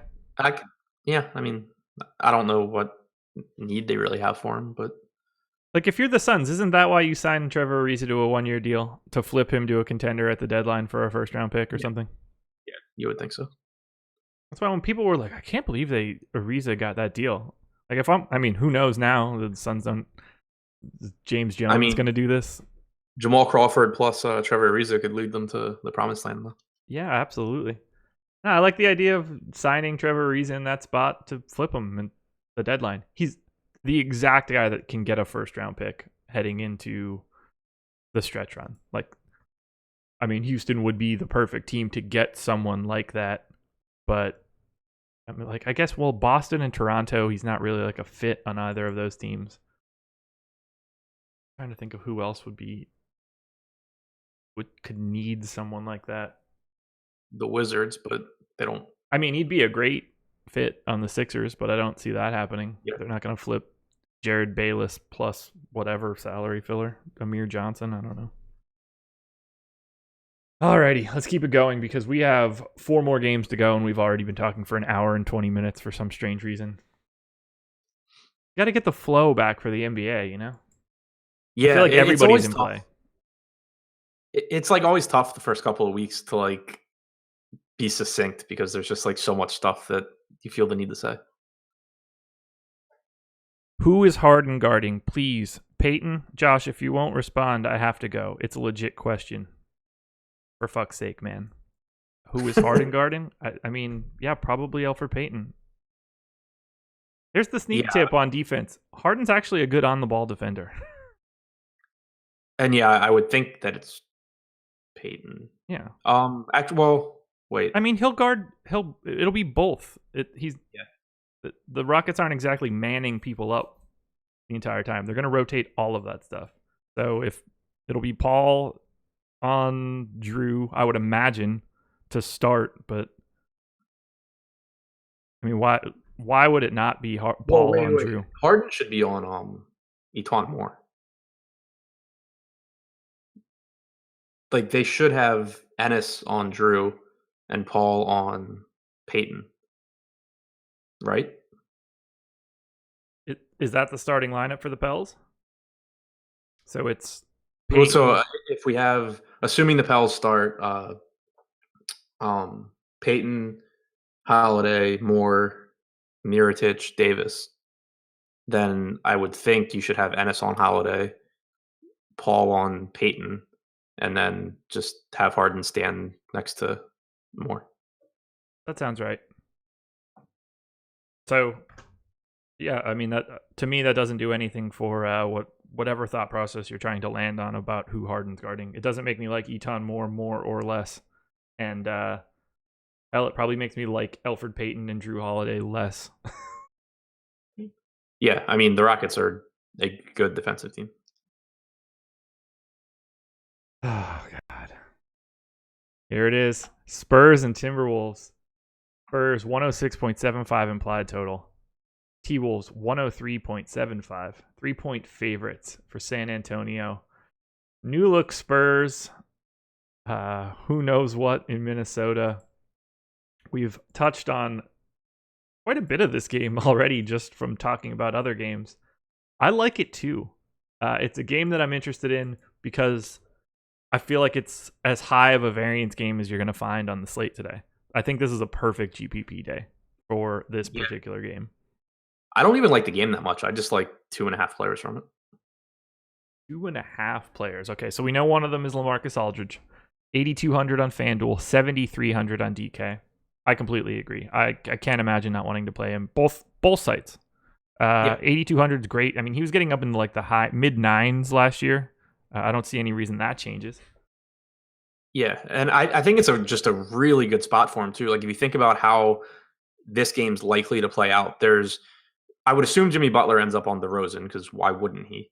Yeah. And so that's going to be a tough matchup there. But Minnesota's offense also Minnesota's defense. Sorry, the soft spot in this defense for the last couple of years has been stretch fours that can actually knock down their mid range shots, and Aldridge can clearly do that. So you have a better matchup for him than for DeRozan, and a defense that basically plays to Aldridge's strengths. So I just really, really like the spot here for Aldridge. I do too. I like the spot for Towns. Doesn't he eat here? Shouldn't he eat here? It's just the price tag to me is absurd. Yeah. And who's passing him the ball. Or not passing him the ball, right. maybe. But I mean, like all joking aside, it's just that, I like him, but you have like I like Drummond a little bit more. I like Jokic, who we haven't talked about, and then obviously the centers in the mid range that we have talked about. No Larry Nance tonight, ruled out. All right, so Thompson's minutes are more secure. Yeah, I like. Then I probably like Tristan Thompson tonight. Yeah. Anonymous in the chat. What happened to the Josh Engelman website, and what's the new one? In case you're curious, there's a URL at the top of the screen of the video that you're actually watching. I would start there. Probably the sort of breadcrumbs you need to be, or breadcrumbs. Is that what I'm looking for? Trail of breadcrumbs. Yeah, that's all right. That's what I'm talking about. Just go to the link at the top of the screen. That's what I mean. Best I can do. Yeah, I like Aldridge here. I like Rudy Gay, 6,300 on FanDuel, 5,900 on DK. I mean, anytime you can get a guy that should look for himself at, I assume he's a small forward on FanDuel. Yeah. Anytime you can get a small forward on FanDuel that is going to try to score, I mean, they're immediately interesting because the position is just a wasteland. So I like DeRozan. 8,300 doesn't make me excited right now just to see the fit, but Aldridge and Gay will be guys that I look at. I don't really see much other value here. I guess Bryn Forbes works as the punt guy on FanDuel because he doesn't have a choice. He just has to play. Yes. Running out of bodies. But you're not going to, like, you're hoping he does well, but you're treating him as the zero at minimum salary by all accounts. Yeah, and I mean, it's just FanDuel. He's 4,600 on DraftKings. I have zero interest there. Yeah, if you're playing Bryn Forbes on DK, you're doing it wrong. Yeah. Rudy Gay was my half guy that I like. Okay. I like him. I don't love the price tag, but not a big gay guy. No, I mean I That's my favorite video in the history of sports. What? But you've never seen it? I don't think so. So it's Steve Lavin, Rick Majerus, and someone on some ESPN show talking about Rudy Gay. And Majerus is just like, I'm not a big gay guy. And you see Lavin like smirk and like you see his shoulders raise like a little bit because like he hears that sentence. You got to seek that clip out after this video. I'll look for it after the show. But yeah, so I mean, I think he's a fine play. The price tag isn't super appealing to me, but it's not overly prohibitive either. I don't like him as much as Aldridge. But then from the other side, I love Jimmy Butler here, especially in tournaments. But I mean, he's 6,700 on DraftKings. with guard and forward eligibility. Yeah. That price tag just makes no sense. It's like DraftKings hedged if he was going to play or not. As if it Like, mattered like that. right. Like he's going to be $0 or he should be $9,000. There's not like a middle ground where he should be $6,700. I mean, that's exactly how it seems. Like they multiplied his salary by 0.7 because they thought there was a 30% chance he wouldn't be here. Right. Yeah. And so jump on that. And especially with Butler, it's probably going to be awkward at times, like the way he fits with this team that he's completely thrown under the bus. But he's not Hassan Whiteside, where he's going to go out there and just walk up and down the court until they take him out. Jimmy Butler's he's going to be flipping off all of these people. Yeah. And if anything, Jimmy Butler is going to just shoot the ball every time he touches it and, be better for fantasy. Like the effort's not going to be an issue here. No. So I really, really like Butler. Jimmy Butler's ownership on DK, what would you think it would be? 60? I think it's going to be lower than it should be because of all the stuff around him, I would think. It probably should be like 60, 70, 80. I mean, he's $6,700. We have ownership projections out for DK right now. That these can't be right. What's it have him at? 23.7. I think he's gonna end up being low. So it's an 11-game slate, so you get spread out ownership anyway. He's playing the Spurs, which people for the last however many years have just X'd guys out because they're playing the Spurs, even though that doesn't make sense anymore. Yeah. He has all this drama around him. Like there's probably so many weird narratives in people's heads for why Jimmy Butler's gonna not do well. It's gonna be lower than it should be. And it's the first game of the season. So it's not like it's really like his salary's ingrained in your head that he's, a $9,000 player. True. Like, it's not like you look immediately and you're like, whoa, he's, way cheaper than he should be. It's like, oh, he's okay, 6,700 against the Spurs and he's pissed off and we don't really know what he's going to do. Like he's going to end up being lower owned than he should be at 6,700. If he comes in at, let's say, 25% ownership, I would want to have 60% of Jimmy Butler. Completely agree. At least. Yep. And he would, I would imagine he would come up in 80% of, I usually cap everyone at 80%, in general. I would assume he would smash that. He would smash right into that ownership cap. Yep. Yeah, and especially on DraftKings too, because he's got the guard and forward eligibility. So again, it's just so easy to get him into any lineup that you make. Yeah, especially at 6,700 too. Right. Even if he was priced normally, he would be really easy to fit in because he can be put in every spot except for just center clean. Yeah. At 6,700, he's not even Jimmy Butler, barrier. He's $100 more than Tim Hardaway. He's $400 more than Josh Richardson. He's the Tim Hardaway senior's stats are getting counted from 1988. That's probably not a great spot. He's the same price as Will Barton. He's less than Tobias Harris. Not that either of them are bad or in bad spots, but they're not Jimmy Butler. He's the best play on DK, isn't he? On a per dollar basis. He's got to be up there. I mean, he has a real ceiling too. Yeah, he's got a 50 point. He can go for 50. It's not that the guy plays. If the game's close down the stretch, he plays point guard. He takes the ball from Jeff Teague and plays point guard. Yeah. Oh God, this game is going to be such a shit show. I can't wait. 9,400 for Butler on FanDuel, a bit more appropriately priced. That's where he should be priced, I think. Yeah, not a guy that I'm going to be prioritizing. There's clearly some downside here in that this game turns into a One Tree Hill episode and they fight themselves on the floor. There's a deep cut reference for everybody. Do you want any part of this? Butler demands. I was going to say, Jimmy Butler demands to play only with the second unit. Yeah. Be him, D Rose. Yeah. Deng. I mean, just run out the Bulls, man. Gibson, Rose, Deng, Noah's out there. They could probably bring him in for the minimum. The 6 years ago Bulls.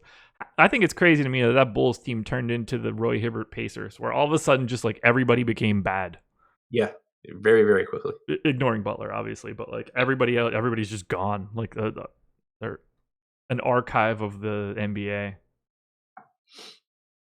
Yeah, so no Teague for me, no Wiggins for me, no Taj for me. No. I'm good here.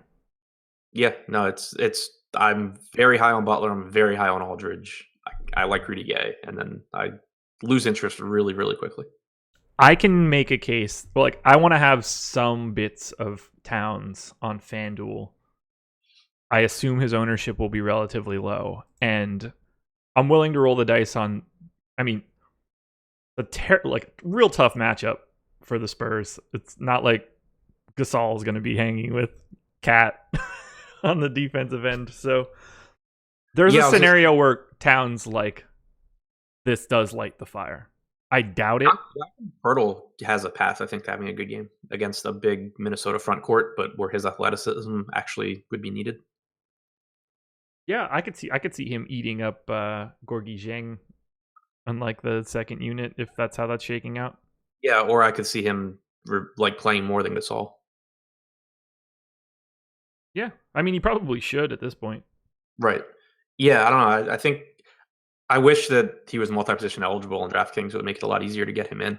But 4,200, I certainly think that there's a pretty reasonable path to Pirtle getting 25 fantasy points. All right, let's get off of this game, which we had to spend some time on. Games that we don't have to spend a ton of time on are coming up.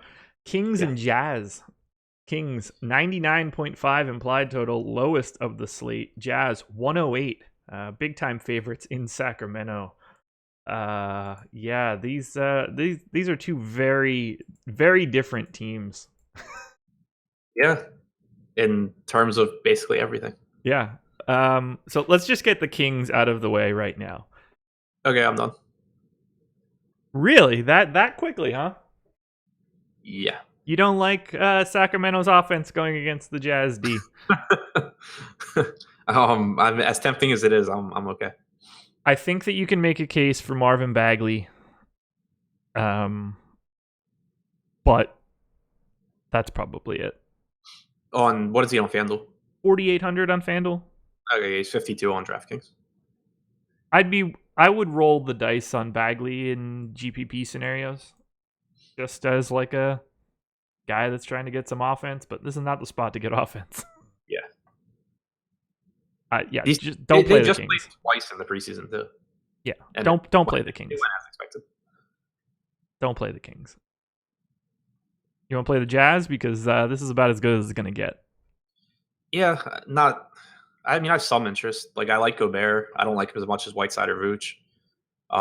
Favors is kind of interesting. Favors is interesting because he has multi-position eligibility on DraftKings. He's only 5,600. He's in a spot that he can absolutely wreck them when he plays with the second unit. So I think he is probably actually my favorite play from Utah. I like Donovan Mitchell, but 7,900 is kind of expensive for the slate. Like, he's $1,200 more than Jimmy Butler. And then Rubio, I think, is kind of expensive too at 69. So Rubio, Mitchell, Ingles, Gobert, I think are all guys that you can have in your player pool. Like, they're perfectly reasonable plays. But the only guy that I actually like more than a little bit here would be Favors. Yeah, no problems there. Really interested to see how Harry Giles handles Rudy Gobert's defense. He's going to be in for a bit of a rude awakening. Yeah, look, if you told me you liked Gobert or Mitchell or Rubio or Favors, any of those guys, I'd be like, yeah, that's fine. They play the Kings. Their Kings are garbage. Someone's probably going to do really well here. I just think the Kings are that bad and the Jazz are that good that it might just sort of temper everybody. Yeah, I mean, someone will catch. Right. Like, I'm not going to cap any of those guys like intentionally getting below the field. I don't see myself forcing them in either if I don't get what I want. Yeah, we're on the same page. Yeah. Like, I think Donovan Mitchell at 8,000 is appropriately priced. Yeah, exactly. Yeah, he might shoot 25 times. If that shot is dropping, it's going to look really tasty. If he goes the 8 of 27 or something from the field, it's going to look a little bit less tasty. One thing I guess that is kind of appealing is Sacramento should play faster this year since Zach Randolph isn't playing 25 minutes a game. This team, man. Like, that was some of the most insane pace differences last year. If you looked at them, like with De'Aaron Fox on and Randolph, on off, it was just I don't remember exactly what the splits were, but it was pretty incredible, like how much faster they played without Randall. Popping in quick, NBA strategy promo code 7-day free trial, non-fantasy cruncher packages. If you're looking to check out awesemo.com, NBA strategy would be the code to do it. Also, like and subscribe, people. I appreciate the chat pushing for it as well.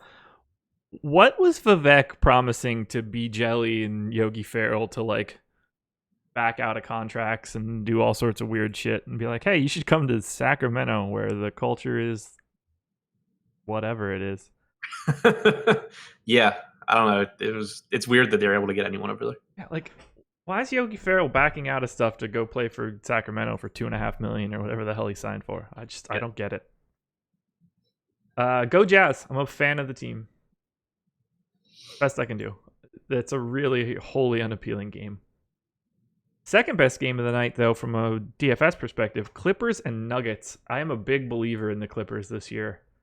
I'm anxious to see what the team looks like by the end of the season.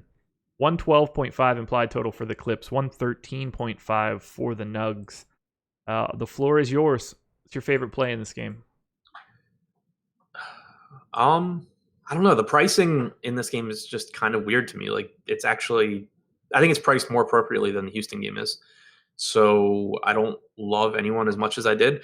I do think, as far as just, tournaments where you're factoring in ownership and trying to squeeze value out of spots that it may or may not exist, that Monty Morris at 4K on DraftKings is actually a pretty interesting play. He looked good in the preseason.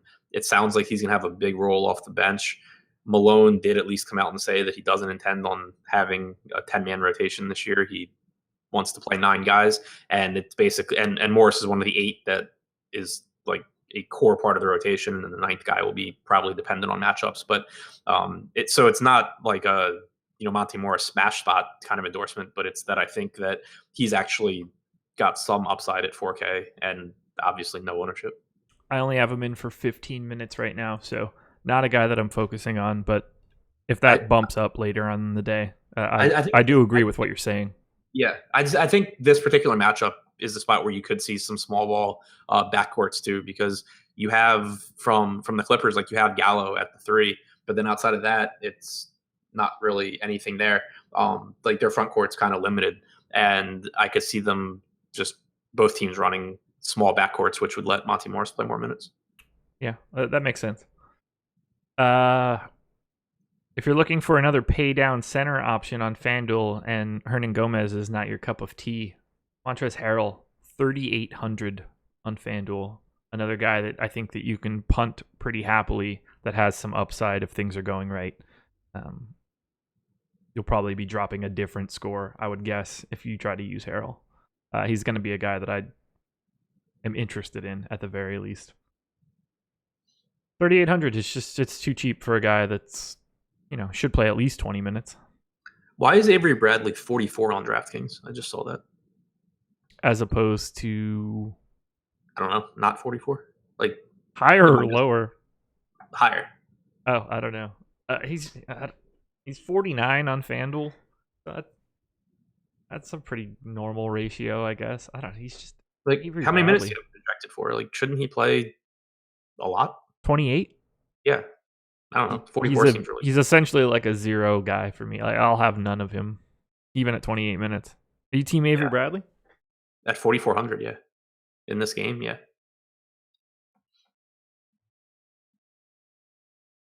Maybe. Like, basically everything I just said about Monty Morris, just ignore it, because I missed that he was basically the same price as Avery Bradley. And Bradley's minutes will be there. I'm not much of an Avery Bradley believer offensively. Yeah, I mean, he doesn't. It's not like he's going to create for himself or anything, but he can knock down shots. Assuming he's healthy, he isn't bad. I just don't know what to make of this team. They have too many bodies. So yeah. I think minutes are the biggest variable for the Clippers and not necessarily performance. Right, and that's the concern to me. But again, like looking at their depth chart, you have so you have Gallo, Harris, and Bamute. Scott, you assume would get like minutes in the front court, and then obviously the center position with Gortat and Harrell. But you have Beverly, Gilgeous-Alexander. Yeah, like they do have a lot of bodies, but I don't know. I think that Bradley defensively could be useful in this game. I think that if he's going to play upper 20s, the price tag's just a little cheap. He's not a guy that I'm going to get to. I wish that I would. Like, I wish that Lou Williams' price was lower, but he's just not. He's not going to be getting the 35 minutes a game that he was getting last year. I don't really like much of anything on the Clippers side because I don't know what to make of who they're going to run out and who they're going to run out a lot of. Like, Tobias Harris, 7,600 FanDuel, 7,000. Like, he's just priced probably correctly. I think most of this game's priced pretty correctly. Yeah. Jokic, I like Jokic a lot, but he's 9,900. 9,900 on both sites. Yeah. Which in and of itself, I don't think is too cheap for him. No. Or I mean, too expensive for him. But yeah, I knew your intent. Yeah, yeah, but on the slate, it's kind of tough. I don't have any interest in Paul Millsap, and then I don't like playing the roulette of who's going to be the best out of Barton, Murray, and Harris. Yeah, my guess is Barton, but I agree with you. Well, I think Murray will draw Beverly. That's scary, man. I mean, it is Bev coming back off of a year off, but yeah. I mean, it's not a sure thing, but I would still give Beverly the benefit of the doubt there. And then Barton, I just think is going to end up with a better matchup, and it's a game that I think is going to be fast paced too, where he can do damage in transition. Yeah, I think that I might like Barton here. I got 12% of him on my first crunch. Grades out well from my sim standpoint. So, give me some Will Barton. And then, like I said, Montrezl Harrel on FanDuel, I think, is worth a peek if you're trying to pay down. Final game. And unfortunately, it's one that I want to see a lot, but it's also really late, so I won't see much of it at all. Suns and Mavs. Suns, 108.25. Is this right? 108.25 implied total for the Suns. 106.75 for the Mavs. The Suns, the favorites on their first game of the season. I did not see that coming. I mean, not that I'm shocked by it or anything, but holy hell. Kind of crazy. Floor is yours. Favorite play in this game? Devin. Harris? Probably Devin Booker. Oh. There's actually a lot in this game that I like. From a fantasy perspective, I just think this could end up being a game that is kind of sloppy, like a lot of missed shots, a lot of rebounds, some steals, defensive stats. But then also, I think the guys are underpriced for their ceilings. Like Devin Booker is 7,400, and he obviously there's concern. I mean, he is coming off of injury, but he should be fine for this game. I'm not too concerned about his conditioning. I mean, it's Devin Booker, so I think that the price tag's too cheap on him. I think he can pretty easily go out and have a big game. I think that Ayton is too cheap for his upside. I think DeAndre Jordan is pretty inexpensive in this spot against an inefficient Phoenix team that is going to let him, get rebounds. So I like both of those guys. You have Doncic and Dennis Smith, who somehow on DraftKings are both only point guard eligible, even though everyone else on the site is multi-position eligible. Yeah, Luka should not be point guard only eligible on DK. So that's a pain in the ass as far as roster construction, but I do like them both. You have some decent value with Isaiah Cannon, supposedly, at least according to him, getting the start at only 4,200. So I think there's actually a lot of different ways you can go in this game, even if, even just like picking off pieces here and there to fill out, other rosters. Yeah, Dennis Smith, 6,600 on FanDuel. I like quite a bit. 7,500 for DeAndre Jordan. I love him here. Yeah. He's got guys that are going to want to get him the ball. I love watching Luka work. And like Ayton's just not ready for DeAndre Jordan from a defensive standpoint. Yeah, and no Harrison Barnes should mean more shots for Dennis Smith as well. Well, for everyone, but yeah. So yeah, I'm going to be focusing quite a bit on some Mavs. It got pointed out earlier today in Slack. I have JJ Barea as a really nice value for DK at 4,400. And the way that I try to explain Barea's status would be he'd be a guy that I would pop into a lineup as I start building because on a point per dollar basis, he's coming out really well in my projections. But he would be one of the first guys I would try to then upgrade once I realized how much money I had left.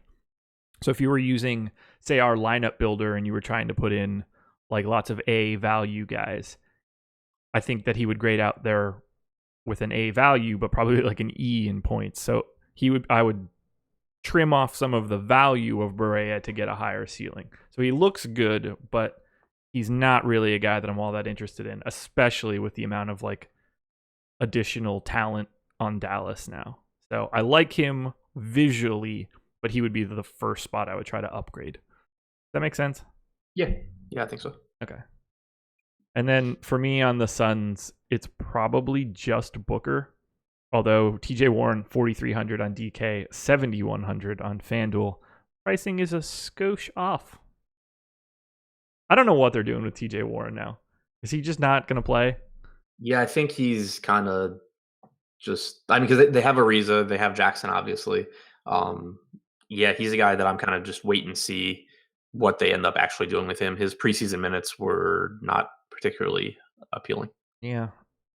So Booker, I don't have any interest in Ayton. I mean, I have some in Ayton just because he looked phenomenal in the preseason. But he's not, like, I'm not prioritizing him over Vooch or Whiteside. I'd rather have Jordan. Yeah, we talked about way too many other guys that I feel safe with that have upside or full on punts.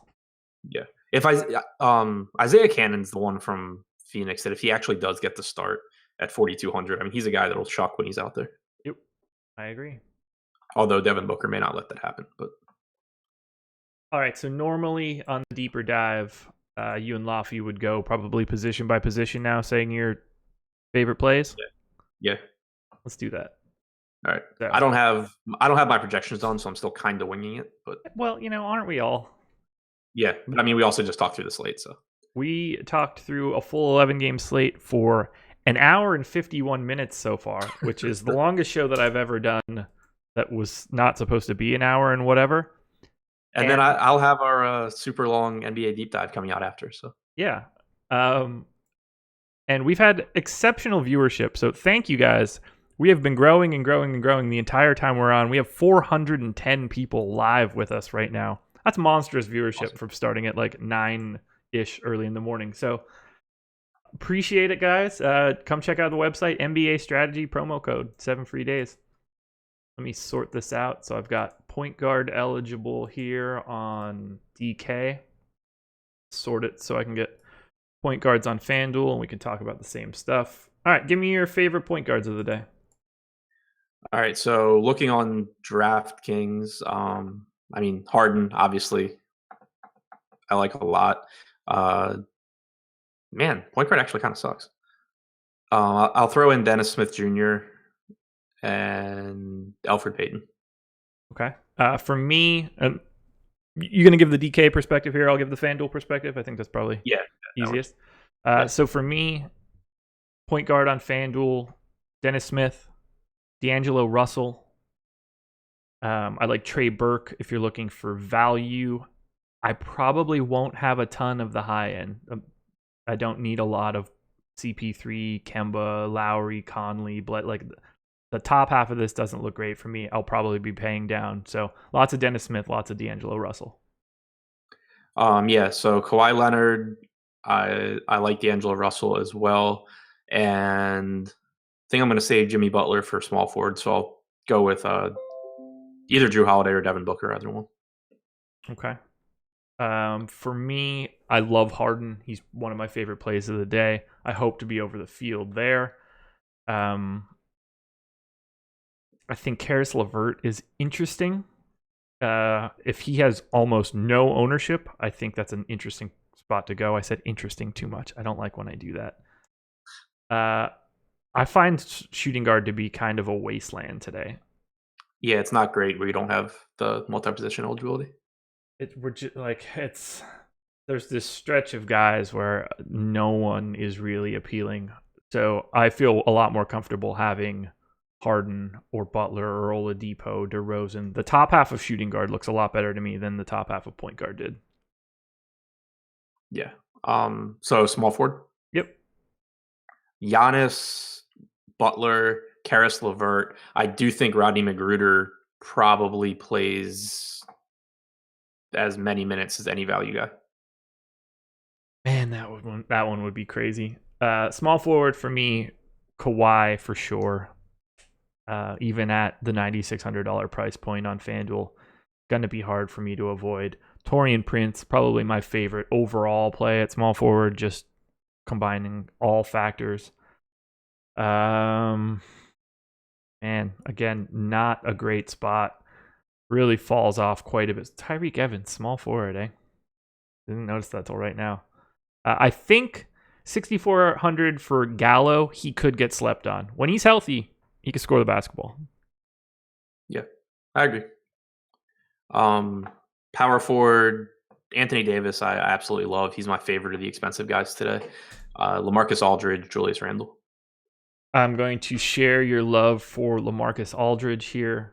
I think that I'm probably going to end up with quite a bit more Blake than the field, which will be I'll be in the minority a little bit. And then if you're playing on FanDuel, I think Montrezl Harrel for 3,800 is the perfect kind of guy to be playing now.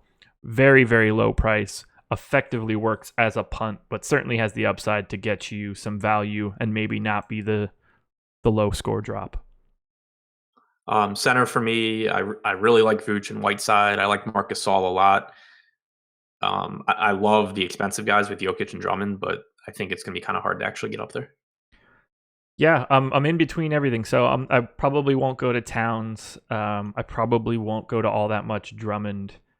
I'll be more in the Vooch, DeAndre Jordan area. I like Whiteside at 6,900, and then I'm going to be paying down quite a bit to Willie Hernan-Gomez, barring any news that he's not going to play decent minutes. Hernan-Gomez at 4,000 on FanDuel is a guy that I'll be prioritizing. 2 hours, man. 1 hour, 56 minutes and some change. I'm not going to go this long every time, people. Just be aware. We gotta build the flow for the NBA season. We've been talking baseball for 6 months now. So it's an interesting transition. There's that interesting word again. I'm out of it now. 2 hours. I ran out of words, guys. Adam, anything else? No. Going to get started on the article. That should be up on the Awesemo site, hopefully by like 3 Eastern. There you go. Check that out. We'll have Andrew and Ben up at 2:30 going over all of their potential plays for the CJ Cup or whatever the PGA tournament is that locks tonight. So tune in there. And then we'll have Jake and someone going live for at 5 o'clock for probably 5, maybe 4. Check the schedule for that. Jake will be talking hockey, and then Chris Baggs and Fast Eddie Fear taking you up the lock 6 to 7. Tune into all of it. NBA Strategy is the promo code if you're looking for a free 7-day trial. Like and subscribe. That's it. We've talked too much. 2 hours. We're out.